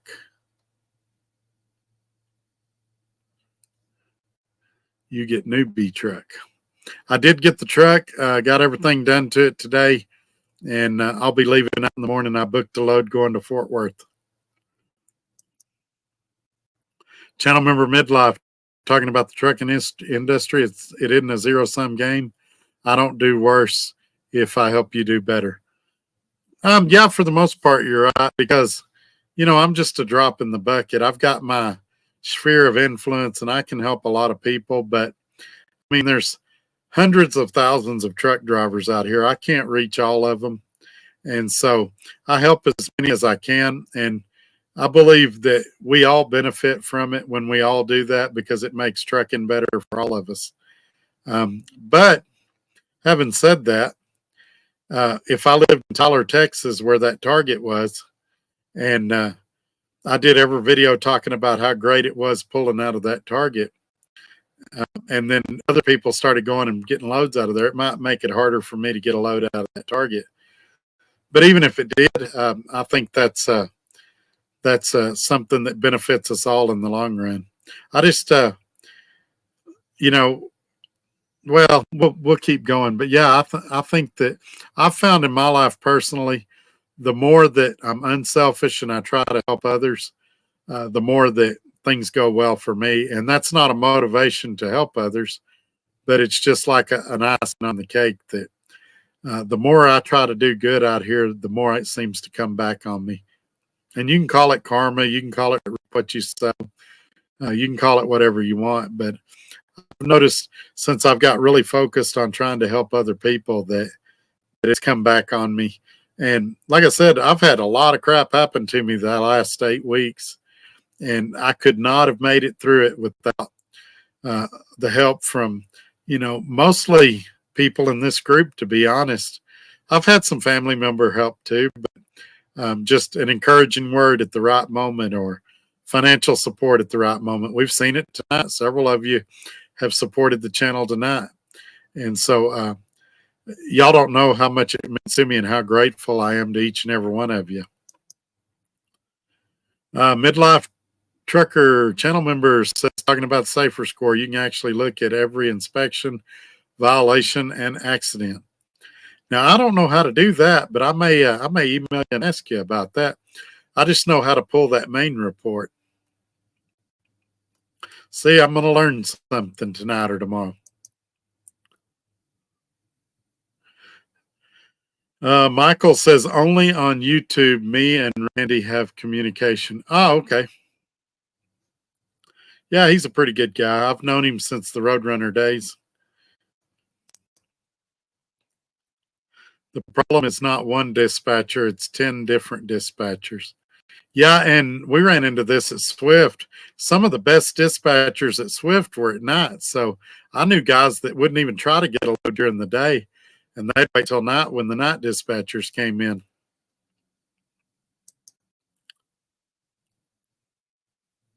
Huh. Truck Stop Hobo says, Todd, you look like you're in a NASCAR pit crew with the hat headset setup. Yeah, it's I can play through the laptop, and sometimes the sound quality is good, sometimes it's not. The big problem is echo and things like that. So I just do it like this so that the sound quality is good. And then if my wife's doing something in the background, microwaving or something like that, it doesn't come across usually. Sometimes it does. But I've got to where I do it on the truck and everywhere. And also, back to that point, when I first got the solar powered headset, I wore it in the videos so that you guys could see in real time how well it worked. It wasn't me doing a heavily produced, edited video to make the headset look better than it was. What better way to test battery life and sound quality than to get on here and do a 2 or 3 hour video where you can hear every word I say and every background noise that takes place. See how well it cancels out the sound, things like that. And usually if I'm in the truck and it's idling, you can see the vibration of the screen, so you can tell if it's blocking that noise out. Now, this truck I've got now, it has an APU also, and so it'll be fun to test it and see how much of that noise comes across in the video. Gary Cook says the Chicago Bears beat the Minnesota Vikings. I've not been able to follow as much NFL as I'd have liked to lately. Channel member Christian says, if you had a war chest of money, would you consider your own authority? Could you talk about the reasons against doing that? Yeah, I've actually done videos on that. It's risk reward. First of all, if Road Scholar was here, he'd tell you there's very few brokers that want to work with you the first 6 months when you get your own authority. Some of them longer than that. The ones that are don't pay worth a crap. So it's also the cost to get started. It's pretty substantial just for you to not have a lot of good paying loads the first 6 months. Secondly, it's just there's a lot. Your risk is a lot greater.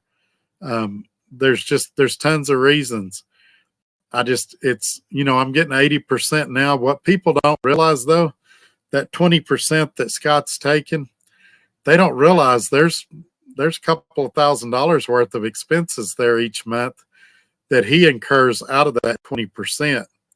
And then when I break down like 2 months here, I'm not working 8 weeks, he's still got those expenses. And so does he make a little money off of me? Yeah, but he has a lot of headaches. He's got to keep up with IFTA. He's got all those things to deal with. And he's got to worry about collections or have a factoring company and deal with those. It's just risk reward.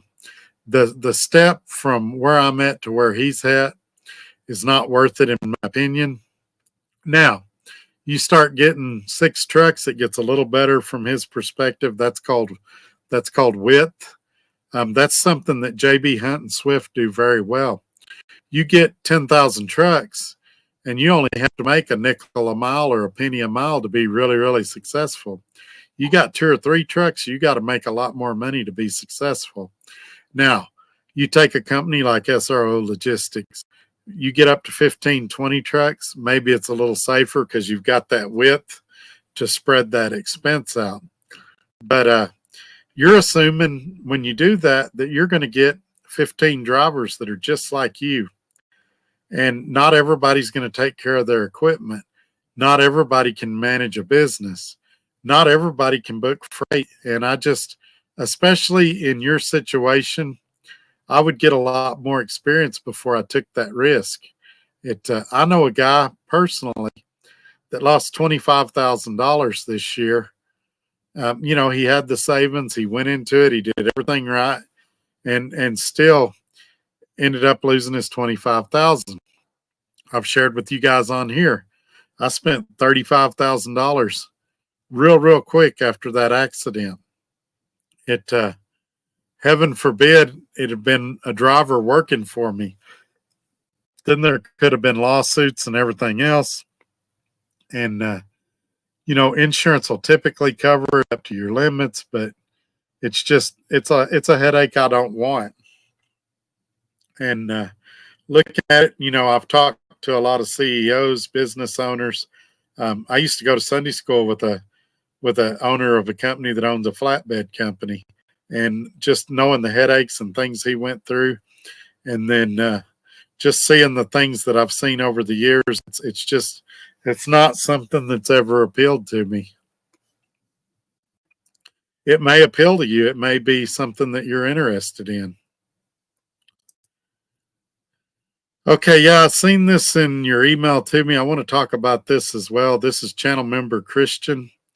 He says SOAR is $1.90 mile and 50 cents deadhead. They're all in weekly payments, and deductions is $13.50. Okay, let's talk about that. When they say $1.90 a mile, that's including the fuel surcharge, which I believe right now is 50 cents. That can fluctuate based on what fuel does. That means they're paying $1.40 plus fuel surcharge. It's a reefer, so you're not going to get as many miles because you're going to be at grocery warehouses. You're also going to get worse fuel economy because it's a heavier load. At Swift, it ranged from, I think it was $1.26 to $1.36. The fuel surcharge was generally higher than everybody else, so it worked out to about the same as what you're making. Now, their deadhead was 85 cents a mile, which I still thought was low, but it was better than what SOAR is offering. Now, while I'm not going to give my specific numbers on here, my all-in deductions are less than half of what yours are. I'm not going to give an exact number. So that means I get at least, again, not giving specifics, at least $600 to $700 and very possibly more head start on you every week. Also, I'm in control of my destiny, so I decide when I have a load and when I don't have a load. You're being dispatched there. They decide when you have a load and when you don't. So just because you have hours and you're ready to run doesn't mean they're going to have a load for you. They may, a lot of companies, and I'm not saying SOAR does this, a lot of companies run you, just enough to make the truck payments enough. And they do that so that you'll stay out and run instead of taking home time. You say, I can't afford to go home. I got to stay out here and run. The problem is, and I've tried to explain this, if SOAR was such a great company, they wouldn't be advertising and doing what they're doing. They'd have word of mouth. And they don't have that right now. You don't see guys with 25 years experience saying, I'm going to go to SOAR. You still see it for Landstar, and it's just because Landstar's had that reputation for many, many years. You see it with a few other companies, but these companies that are doing training programs, there's a reason for that. And you just have to keep that in mind. Like I said, if you go to SOAR, I'm going to be excited. I'm going to want to hear details. If you do great, then I'll be happy for you. But there's some red flags there that make them a no-go for me.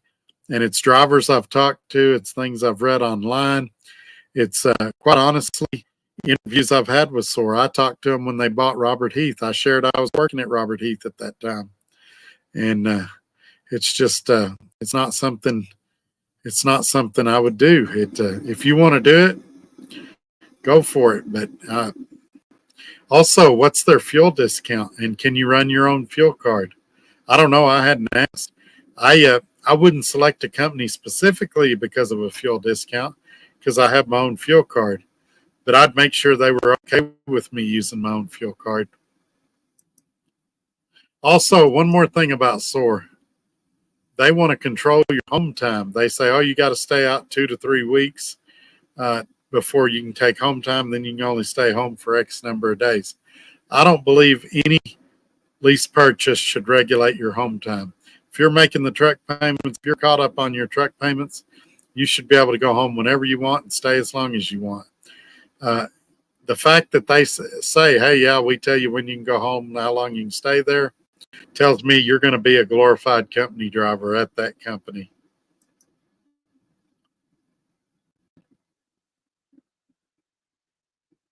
Jumpy R6, why tanker is the best, consistent. Yeah, I've heard a lot of good about tanker. I've never done it. I've got my tanker endorsement, but I've never done it, so I can't comment on how good or bad it is. I've just done reefer and dry van and a little bit of flatbed. Channel member Christian says the $1.90 includes the surcharge. Yeah, I'd stated that up there. So it's really $1.40 plus a 50 cent a mile fuel surcharge, but that changes weekly. And companies figure that differently. Like I said, I'll bet you Swift's is 10 to 15 cents above that right now. For some reason, their fuel surcharge was always higher. Channel member Christian says the guys at Blue Ribbon Logistics seem to love Landstar. They go on on the positives of Landstar. Never been with LSO. All I have to go on. Yeah, but you've got to wonder what kind of deals they've got in place with Landstar. Do they do business with them, or why are they so positive on them? I mean, I think you've kind of made up your mind on Landstar, and some people they don't learn until they do it. And I don't want to talk you out of Landstar, because if you go to your next company and you fail, you're going to say, I hate Todd. I listened to him. I should have went to Landstar. So if your heart is set on Landstar, go to it. But just know that I warned you. That's all I can do. All I can do when you guys ask me questions is give you my opinion. And then you got to make a decision as an adult. Are you going to listen to me, or are you going to do your own thing? But when you do your own thing, you can't come back and be mad at me later or say, oh, you never told me, because I gave you my opinion. And now what you do with that information is up to you. I mean, you and I debated pretty extensively about it one day for probably 15 or 20 minutes. And I didn't change your mind, and you didn't change my mind. So do it. Prove me wrong. You know, you're so sure that it's a great company, and I'm telling you, and Tim Back is telling you where we're doing good, and you're trying to find another place, and you've come up with all these companies like Hurricane, which I challenge you to find anybody that's been at Hurricane a few months that's got anything to say about them. Or some of these other companies that it's known throughout the industry that they're not the greatest place to work. Now, people still go there every week, and if you want to go there, you can go there, but you can't say that I didn't warn you and that you didn't know. And, you know, I get it. Everybody doesn't watch Trucker Todd, but you can get online and do the exact same research I do.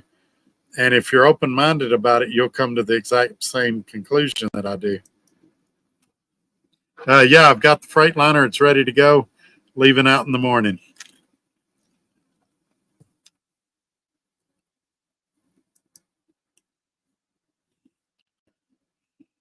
Truck Stop Hobo at Christian. No Luck Trucking is at Landstar, and Trucker AK used to be. They comment on how they are as a company. Well, there you go, Christian. Go check out their channels, and that'll give you an idea. I don't know if they're good or bad. They may say, hey, this is the greatest company ever. I've never checked out either one of them, but that'll be firsthand knowledge and not just my opinion. Christian's channel member says he'll check them out. Good deal. Christian channel member says, I want to find a place to stay put, work a good system, and just make money. For me, just to justify the hassle, I need to make $10K a month clear. Truck Stop Hobo says those are two channels I would definitely believe what they said in their videos. I also believe Against the World Logistics at Mercer doing flatbed. There you go, Christian. Channel member says, thank you, Hobo. Hobo says, I hope it helps out. Good luck and wherever you go, Christian. Yep, good luck, Christian. Yeah, this is another thing I wanted to talk to you about. Channel member Christian says what they do is $350 a week truck payment plus 25 cents a mile. I base the all-in on 2,500 miles. I'm very apprehensive. I think it seems like similar pay to Swift, maybe. Fuel discount is 32 cents a gallon. All right, let's do a little math here. All right, let's do a little math here. 2,500 times 0.25, 625 plus 350. So again, knowing what we already know, most of these companies, everyone I'm aware of, do a plus percent or cents per mile. They regulate your home time. They say you've got to stay out this length of time. You can go home this number of days. Everyone that I'm aware of does that. Now, oftentimes they will also have a maintenance account on top of that. The 25 cents is not your maintenance account. So if you ran 2,500 miles a week, that's $9.75. I've already shared on that 1350 example that my all-in is way less than half of that. So you're already paying at least 50% more than I am. And as far as the fuel discount, I've shared and others have shared that with that ES Advantage card, many times you'll save over $1 a gallon at the pump. So while 32 cents sounds good, my fuel savings is triple that in many cases when I use that card. So no, it's not similar to Swift at all.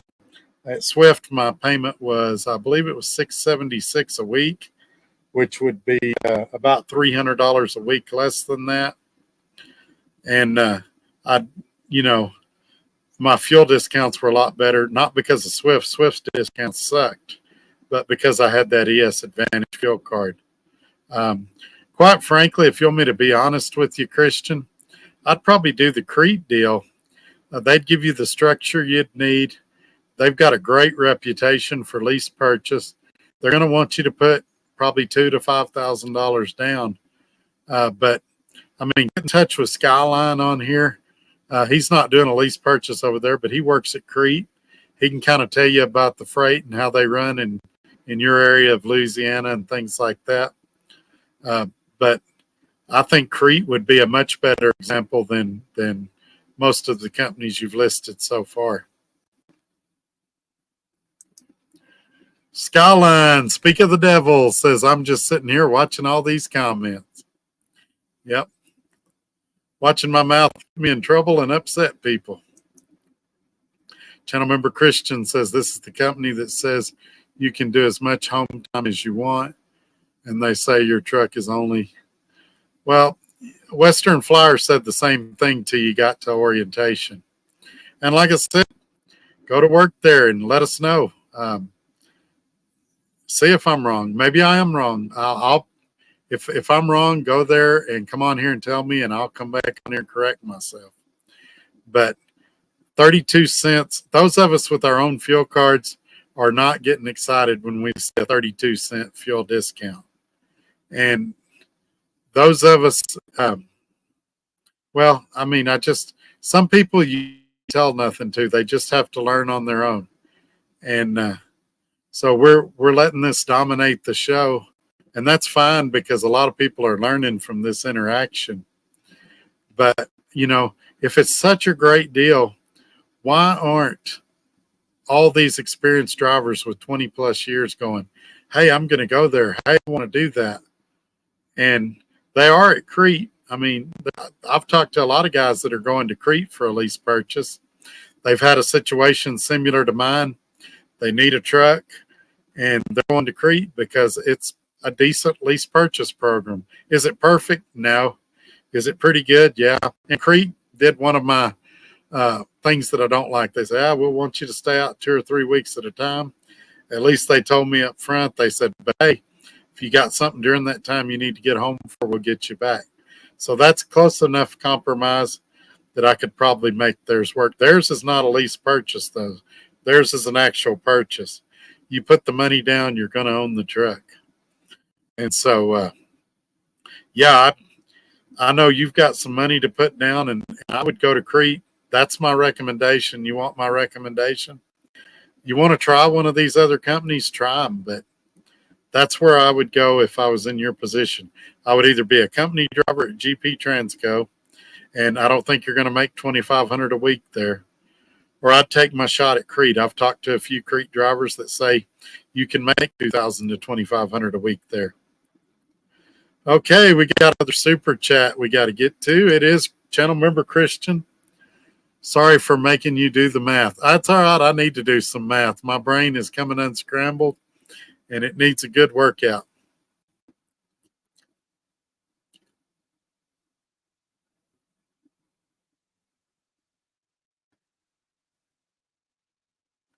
Oh, I didn't know this. Michael is doing some more clarifying. This is something a recruiter won't tell you. Thank you for this comment, Michael. You're really helping. He says, don't forget about the 25 cents a mile after you go over 2,800 and they let you go 75 empty and 70 loaded. Why don't you go to SOAR?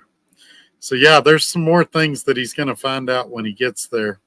Again, I think Crete has a lot better deal than any of those companies that he's mentioned so far.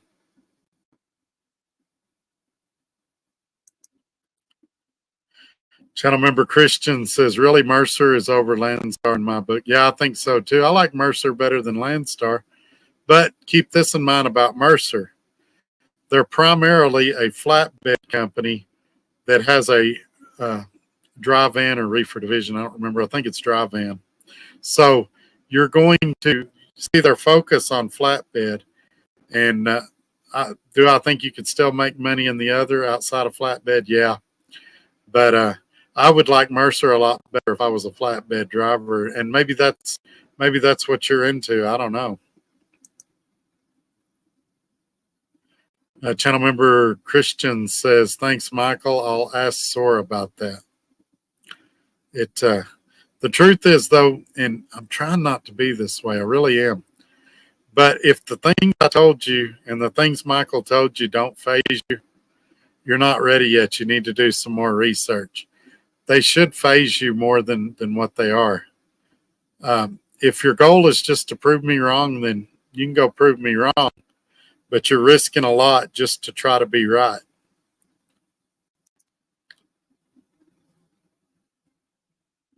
Truck Stop Hobo says, Christian, are you dead set on looking to lease?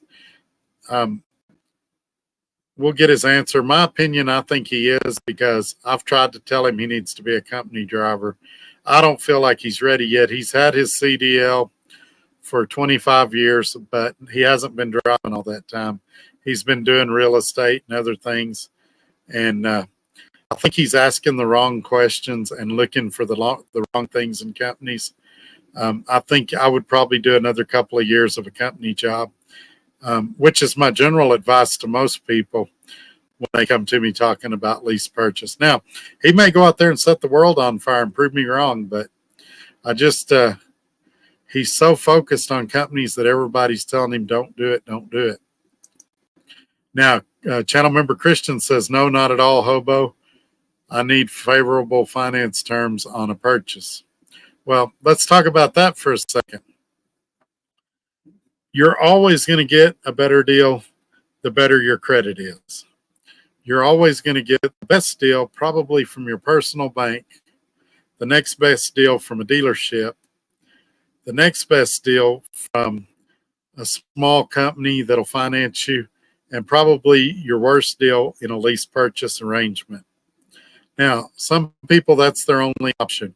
Maybe you're like me, you've had some situations where lease purchase is your only option. Not all lease purchases are created equal. You need to read your contract. You need to know what you're signing. You need to understand it. And, but yeah, I think there's a lot of people, and I blame companies for this, pushing guys towards lease purchase when they really should just take their time and be a company driver for a while. It reminds me of, 12 and 13-year-olds can't wait to have their first boyfriend or girlfriend and go on their first date. You only get to be a kid once. Take your time, go into this stuff. And same thing with being an owner operator. Go into it slowly. Think of it as a marriage between you and the finance company, or a marriage between you and the lease purchase company. Know what you're getting yourself into. And I think you'll save yourself a lot of heartache. All righty. I'm not sure what I did. Let's get back up here. Skyline says, you tell them, Todd, your advice is priceless. If some people don't listen, they will learn the hard way. Well, the thing about this video is I'm going to lose some viewers over this. I'm going to have some guys that are going to get mad at me. They're going to unsubscribe and they're going to quit watching. And they're going to say, that Todd's a butthole. He's full of crap. He don't know what he's talking about. And then they're going to go fail, or they're going to be in a company where they're miserable. And the one thing they're not going to be able to say, they're going to be able to say, oh, my dispatcher screwed me, or this company don't have any freight, or it's terrible, or whatever. But they're not going to be able to say I lied to them. Anytime there's ever a poll done on this channel, the number one reason people watch me is they feel like I'm honest, that I tell them the truth. So I'm going to tell everybody the truth. This is my honest opinion. And, I'm not dead set in it. He can go to work at that company. He may prove me wrong. He may come back in 6 months and totally change my perspective on this companies. But right now, I feel like the CREEP program, company driver or lease purchase, is fair. I feel like GP Transco has a decent company driver program. They no longer offer lease purchase. Mainly because somebody I trust a lot, John Toohey on here, tells me that he's happy there. So that's what I'm going to say. I feel like SRO Logistics is a great company because I work there. I've got firsthand knowledge. And my good friend, who's also a very honest person, Tim Back, is also very happy there. Some other people have told me about some flatbed companies. They're people I know, I trust. So I feel comfortable sharing that information. But I'm not going to go check out a company and tell you, oh, yeah, I think they're great. I think you should do it just to make somebody feel good. Now, if he says, Todd, I don't care what you say, I'm going there, then fine. I'll still offer him advice. I'll still try to help him. But right now, I wouldn't do a deal with SOAR. I wouldn't go to Landstar. And I think Mercer's okay, but I think Crete's better. I think Mercer's better than Decker. I mean, there's an man, I can't say that word, a hierarchy there of companies that, some are just better than others, in my opinion. Now, if he lives in just the right spot, some of those companies that I've been kind of critical of, they may be a great fit for him. I would never be a company driver for Walmart. I pull Walmart freight all the time, but I feel like they micromanage, and I wouldn't do it. Now, 6 months from now, they change all their policies. Maybe I change my mind then. Maybe I think they're a great deal. But if you ask me right now, do I think you should go to Walmart? No, I don't. And that's going to make people mad because I'm not a yes man. I'm not a say what makes you feel good man. I'm going to tell you my honest opinion guy. Truck Stop Hobo says, gotcha. I was going to recommend my current company, but I don't think they do lease purchase. I think in the entire fleet, there's 3 trucks that are leases. You got me curious where you work now, Truck Stop. I hope it's not a company I've been trashing. Like I've been saying, there's exceptions to every rule. I'm just telling you why Trucker Todd living in Lubbock, Texas, wouldn't go to those companies. Truck Stop Hope says, but from a company driver's perspective, this company is amazing. No micromanagement or BS. Pick up and deliver on time. They leave you alone. I plan to retire here, but I want to leave trucking. Well, that's all you can ask for. If you're at a good company, stay there as long as you can. They're getting fewer and fewer and hard to find. I got a company here in Lubbock that I worked for several years. If Christian lived in Lubbock, I'd say, hey, call this guy. I'd give him the owner's phone number. I'd say, tell him you're a friend of mine, and he'd get a great company driver job. If owner operator opportunities dried up for me and I needed to go company driver, I would definitely give that guy a call because I've got firsthand knowledge with him. But right now, I think you can tell by my face. I mean, they commented today in the loves. They was like, dang, you look happy. I said, I am. Everything's finally coming together after 8 weeks. I'm so excited to be back at work. Retired super trucker. If the stubborn guy is so sure, why even put it out? His mind is already made up. Yeah, I don't know. I've known him for a while, and he really is a good guy. I don't want people to think there's a lot of conflict between us. He's been very supportive of my channel. I watch his videos when he puts them out. One of them, he did a live. He was in a train. I'd never been in a train, and he walked me around, showed me the train. He really is a good guy. We just disagree on that, and that's okay. Me and Tim Back has shared it in the comments before. We've had some really good disagreements, but what makes us friends is that we can disagree and still be friends when it's over with. One of us doesn't go, oh, well, I'm going to block you and never talk to you again. We keep it respectful. I don't go, Tim, you're stupid. And he doesn't go, Todd, you're an idiot. We don't name call or nothing. It's just, this is my opinion. Here's why. Well, here's why I think you're wrong, and here's why. We have a real educated, and I like to debate with him because he can have a good, logical, intelligent debate. He doesn't get mad. And I think Christian's a lot that way. We're probably not going to come to an agreement tonight, but I'll still give him a call. We'll still be friends. And like I said, if he goes to one of those companies and lights it up, then I'll sure tell y'all about it and say, hey, if you're interested in that company, call Christian for more information. I just, over the time of having this channel, I've ran into some people in here that they're men of their words. They've proven that they have integrity. I can believe what they say. And Skyline's one of those guys. And if Skyline says Crete's good, you can take that to the bank. That's as good as a contract to me. And then when I check out Crete, and especially their lease purchase program, and everything Skyline tells me pans out, then that just gives him more credibility. Now, if you want me to throw a rock at Crete, I think their company driver pay could be a little better, but it's not terrible. I'd say it's slightly below average, but their lease purchase program looks pretty good to me. as far as lease purchase programs go. Still think you're better if you can go down to your bank or your credit union and get a loan.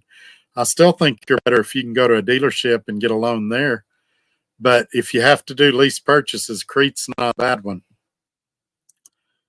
Truck Stop Hobos saying to Christian, if you're looking to buy a truck, I would recommend a carrier that has support if anything goes wrong, unless you have a lot saved up. Yeah, that's, we talked about that when my Kenworth went down, and we were talking about Skyline. Crete would have worked on my truck for $60 an hour because they're a mega carrier. The dealership was charging me $170 an hour. So, and it was like, I don't remember how many, close to 20 hours of labor. Think of what the savings would have been, saving $120 an hour. It was probably $3,000 or so. So there definitely are some mega carrier advantages. And even if I'd have been at the dealership, Crete would have called the dealership and negotiated the rate down. They would have put pressure on the dealership to get my truck in and out quickly. That's definitely an advantage of a mega carrier. Now, what's the advantage of a smaller carrier? If I've got a problem with the company or with the load, I can call the owner of the company.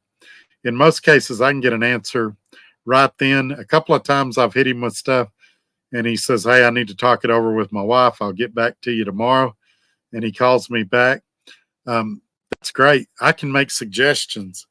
If we have a company policy and I call him, I say, hey, Scott, I understand our company policy is this. Have you ever thought about doing this? And he can say, yes, Todd, I've thought about it. It's dead on arrival. Or he can say, no, I've never thought about that. Let me think it over. I'll get back to you. And he's done that in one case. I made a suggestion. He said, I want to talk to my wife. Give me a couple of days. He called me back a couple of days later. He said, that's a great suggestion. I don't think I want to do it right now, but I'll take another look at it in the future. Also, payroll issues. When I was at Swift, if there was a payroll issue, sometimes it'd take a couple of days to fix it. This person had to get this person's approval. They had to email this person. This person would be out of the office. Now I have a payroll issue, and I've had a few. I call Scott. He says, let me look at it. He looks at it while we're on the phone. Yep, we made a mistake. I'll fix it on your next check.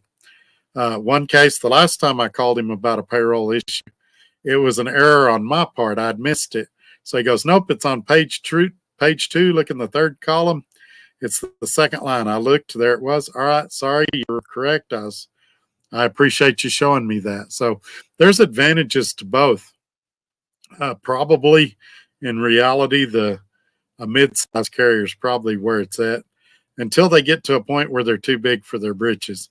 I've done the mega carriers for so many years that doing the small carrier thing right now is a breath of fresh air for me, for sure. Oh boy, Skyline is sharing some personal information. He says, I got approved for a Crete truck purchase.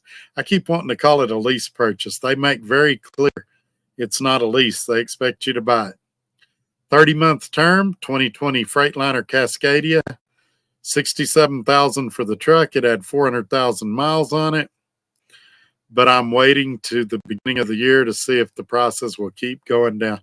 I think that's a great idea.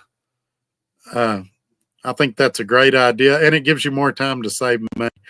Think of your savings as a war chest. The more you've got saved, the better your chance of success. And let me give you an example. If you started your lease purchase with $67,000 in the bank and you did 2 weeks of it and you just said you and Crete needed to part ways, you could take the truck with you. You've got the $67,000. If you start that same lease with $500 in the bank, it's going to be very hard. You're either going to have to tough it out or cut your losses. And so, yeah, if you can save a couple more months, truck prices are probably going to come down like you're saying, and B, you're going to save more money, theoretically, hopefully. Retired super trucker. Trucker's coach screwed the lease deal at GP. Yeah, I'll be honest with you. I don't really know much about that situation or much of Coach's story in general. I watched a couple of his videos prior to his Swift days, but when he come to Swift, that was my first real exposure to him. Occasionally I'll hear from him now, but it's rare. Usually it's if he's got a viewer that's considering a company, he'll ask me if I know anything about them. Or if I'm trying to do something on YouTube and I don't know how to do it, I'll send him a text and say, hey, do you know how to do this? Or do you know how to do that? And sometimes he will, sometimes he won't. But, I mean, a lot of people think he and I are fishing buddies. I got teased about that today. We're not fishing buddies. We had a phone conversation in probably 6 or 7 months, maybe longer. I mean, it's not like we talk every day or weekly or nothing like that. There's no animosity between us. You know, I think he wishes me well. I think I wish him well. I didn't know when him and Stuart quit teaming. That was told to me by viewers. And so I don't have anything bad to say about him. I really don't know that much about him. I don't know anything, absolutely nothing about his time at Super Ego. And I don't know anything about GP Transco and his time there. I just know GP Transco decided to go away from lease purchase.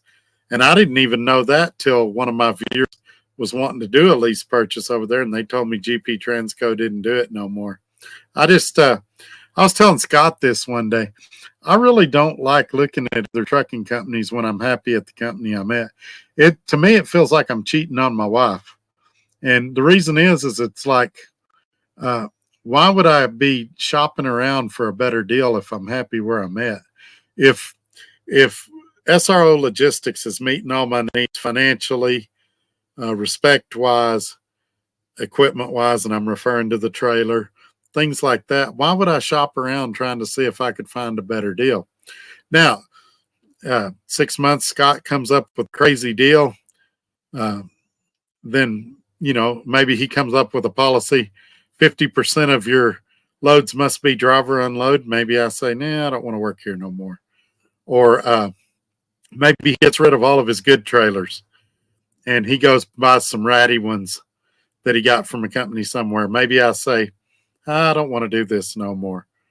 Or maybe he quits getting equipment fixed and we start pulling around trailers that won't pass DOT inspections, and I start worrying about my safety rating with DOT and things like that. Then maybe I make a different decision at that time. But as long as everything's being met and going good, why would I even entertain other offers?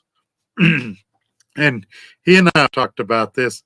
Being what I am and doing what I do, sometimes I do have to look at other companies, but I always do it not going into it going, hey, would I work there? I go into it going, all right, what's good about this company? What's bad about this company? Could I recommend them?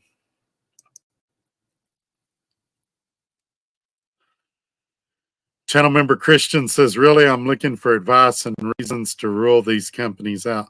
Well, see, that's the hard part, because the reasons that I might rule companies out, or Skyline might rule companies out, or retired super trucker might rule companies out, might not be the reasons that you would rule a company out. I'll give you an example. Christensen. I know some people, they're a great company, but their inward facing camera is a no-go for me. It's a deal breaker. I would not go to work there because of that. Now, it may not be a deal breaker for you. You might say, hey, I don't care if they have an inward facing camera on there. Just policies like that. When I worked at Robert Heath, they had a safety video that you had to watch once a month, and they paid you to watch it. But some people I know, I'm not watching a video every month. That's a waste of time. I'm not doing that. Prime, back in the early 2000s, had a class you had to take every 8 months. They didn't pay you for, or no, it was DART years ago. And well, I think Prime had one too. You had to take it every 8 months. And the reason was they had done a survey, and every 8 months you forget, you start slacking off on safety stuff. And this 8 month cycle was supposed to keep you,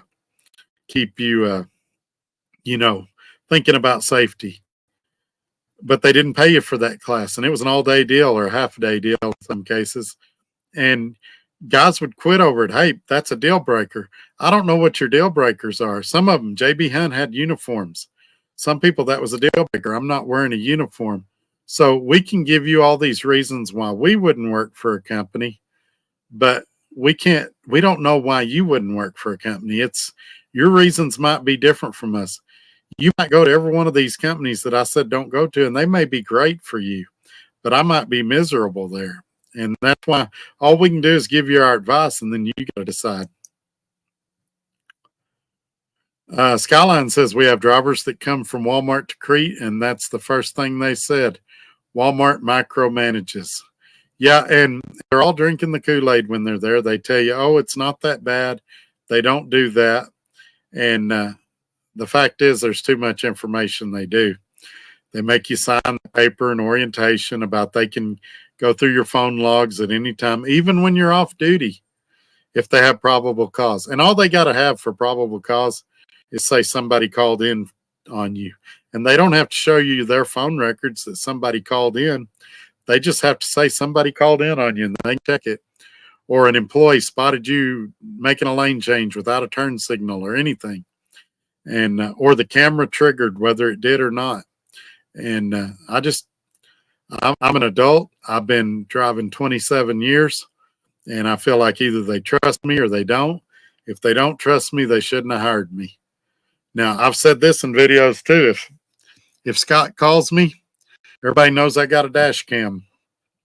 If Scott calls me and he says, hey, at 3:30 today, somebody says you ran him off the road, I'll pull over, I'll pull the dash footage, and I'll send it to him right then. It's time stamped. And we'll look at it. Maybe I did, maybe I didn't.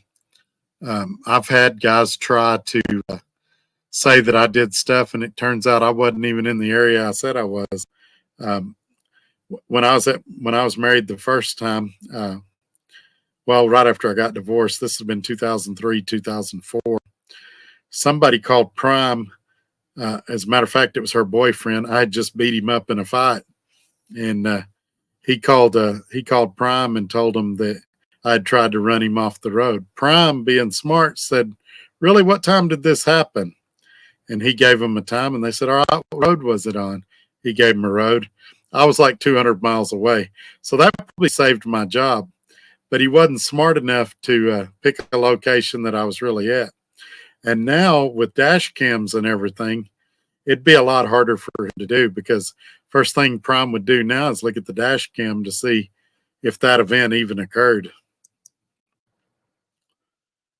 Truck Stop Hobos saying to Christian, if you haven't driven a truck recently, I'd definitely suggest a company position or go to a carrier that offers lease purchase options.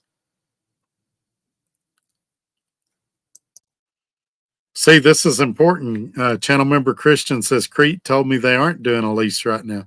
That's correct. They don't do a lease. They do a purchase. You make a down payment and you buy the truck. They're very specific about that. I found myself, when I was talking to them on the phone, I'd slip and I'd call it a lease purchase. And they'd say, even their drivers, they'll correct you. No, it's not a lease. It's a purchase. So if you call recruiting and say, do you have a lease? They'll say no. You say, do you have a purchase? They'll say yes. And that's why I was trying to pair you up with Skyline. Check him out on YouTube, get in contact with him, and he'll walk you through it. But yeah, they do not have a lease. It is a purchase. Truck Stop Hobo talking to Christian, how long have you been driving lately? And we're caught up finally after almost 3 hours. Michael says, wait until the election, see who gets the presidency. Fuel will go down if the Republicans get it, and inflation will decrease. Generally speaking, I agree. I hope so. It takes a lot of people think of just the presidency, but we need Congress too for it to get better. And retired super trucker, to be young again and be able to win a fight these days. I'm just buying you a beer to see if we can work it out. Takes too long to heal, LOL. Yeah, I say when I was young, I was like Captain Kirk. I'd fight with anything. Just, yeah, let's go. Now that I'm old, I'm more like Captain Picard. There's still a potential for a fight, but I'd much rather sit down at a table and work it out with you. And hey, if we agree to disagree, it's okay. If I said or did something wrong, I'll apologize. Things like that. I've told some of my haters on here, let's sit down, let's have a hamburger, let's talk. I bet we can work it out.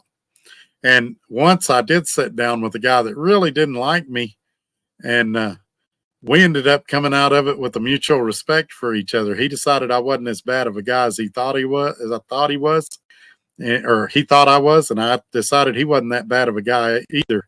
He's actually a really smart guy, and I was impressed with his knowledge. So, yeah, it's. I think that comes with age and wisdom. And this was, oh gosh, 2004. So that was what, 18 years ago or something. I was a lot younger back then. Now I probably couldn't fight my way out of a wet paper sack. It's weird because my brain thinks I'm 23, my body thinks I'm 90. So my brain's telling me all the time I can do stuff that I used to could, but I don't think I could anymore. And that Corvette was a prime example. ROB says, I ain't as good as I once was, but I'm as good once as I ever was. Yeah, if you guys haven't seen that video, after this show, everybody needs to go watch Toby Keith's music video, I Ain't As Good As I Once Was. That's a funny video right there. Retired Super Trucker says, TC Boggs sat down with you. Yeah, that's actually who I was referring to. I wasn't going to call him out by name, but he's actually extremely smart. He taught me some stuff on my phone when we sat down. We talked geopolitics, and still I think some of his best videos now are when he talks geopolitics.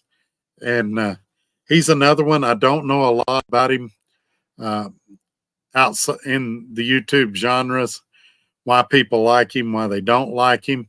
All I can tell you is the day I sat down with him, he was a respectable guy. He treated me decently. I feel like I treated him decently. I didn't think it was awkward. We haven't talked a lot since then. I know recently he left some very positive comments in one of my videos, giving me advice. I felt like it was good advice. And, I don't know. I assume he doesn't have any bad thoughts or feelings towards me now, but I don't have anything bad to say about him. And I don't know anything bad about him. And if he makes a video tonight saying I'm an idiot, I'm still going to stand by my ground and say I think he's a decent guy. Sometimes YouTube can make you look better or worse than what you really are. And I think he and I are both victims of that. Sometimes people see these videos and they think they know how we are or what we are. And then when you sit down and talk with somebody, and, it wasn't confrontational at all. I offered to buy him a hamburger, which I usually do for everybody. And he wouldn't let me buy him a hamburger, and that's okay. But, we had a good conversation. And I came out of it with the respect for him, and I don't have nothing negative to say about him. Retired Super Trucker says, dude is very intelligent. Yeah, I would agree with that. I knew he was smart because I've seen some of his videos where he talks about geopolitics, stuff going on overseas, things like that. And honestly, I'd like to hear his opinion on, what's going on in Israel right now, things like that. His opinions on Iran. He's really, really smart. And, so that's what, but he is, I knew he was smart, but sitting down with him, he's just a hardworking truck driver that's trying to take care of his family, and he's got some strong opinions on things, but he's a reasonable person, in my opinion. Skyline says Christian Creed offers profit share and scholarships for your dependents, good health care insurance, 401k, and safety quarterly bonus. No cameras, start pay based on your experience. I'm at 70 cents per mile right now. Well, then I got to take back one thing I said earlier in the video. I thought Crete started their company drivers at like 55 cents. I think 70 cents for a company driver is very fair. So I take that comment back about their company driver pay. Channel member Christian says, thanks for the advice, everyone. I emailed SOAR and told them to staff it again. Really just looking for any reason to not choose a particular company. Also, they mostly run west and northwest. I don't mind running out west and northwest. I'm fine with that, but I know this time of year it scares a lot of people off. All right, well, we're getting caught up on the comments. I'm going to remove Christian's comment. That puts the website up there. You guys check it out if you hadn't done it. I've been promising I'm going to go in there and update it. I haven't done it yet, and so hopefully I'll get in there and do that pretty soon. The little ticker at the bottom's got the email address, and it's got Scott's email if you want to email SRO Logistics. Also, you can click on the title of this video, and it'll drop down a description. You can find out about Mudflap, ES Advantage fuel card, that solar-powered headset I'm always ranting and raving about. Pretty soon we're going to start having you guys have started ordering them, I guess, for Christmas presents. Pretty soon we're going to start having, comments in here about it, and you can hear other people beside me just telling you how great it is. Pretty soon I'm going to have to hop off here. We're creeping up on the 3-hour mark. I still got to pack and get ready to leave tomorrow. Skyline says, I think if they have 2 years experience, they start at 64. Well, that's not bad either. What's wrong? You're going to bed? Okay, I got to do laundry in a minute.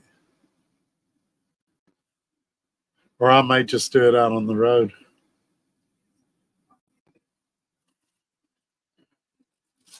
Just leave the laundry bag where I can get to it, and I'll come in there in a minute. Please. All right, have a good night.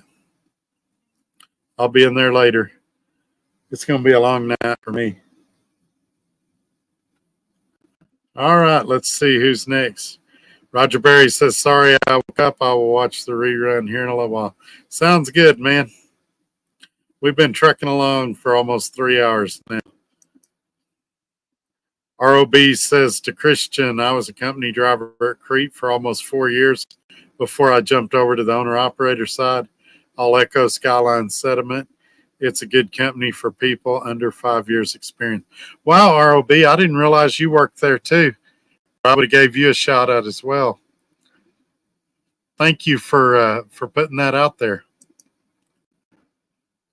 Keith's channel member says, sorry I missed the live. Good luck in this new endeavor, Trucker Todd. Well, it's really the same endeavor with a new truck and soon to be a newer trailer. So, but I appreciate you being here, and I'm excited. It's going to be good for you guys. We'll have a lot of videos come out about it, and y'all can see how it goes. Channel member Christian says, I've been doing drive away this year. Did AA refrigerated lease for a month and variant for 6 months. Prior to that, I worked for Pat Salmon for 6 years. But before variant, it had been 9 years since.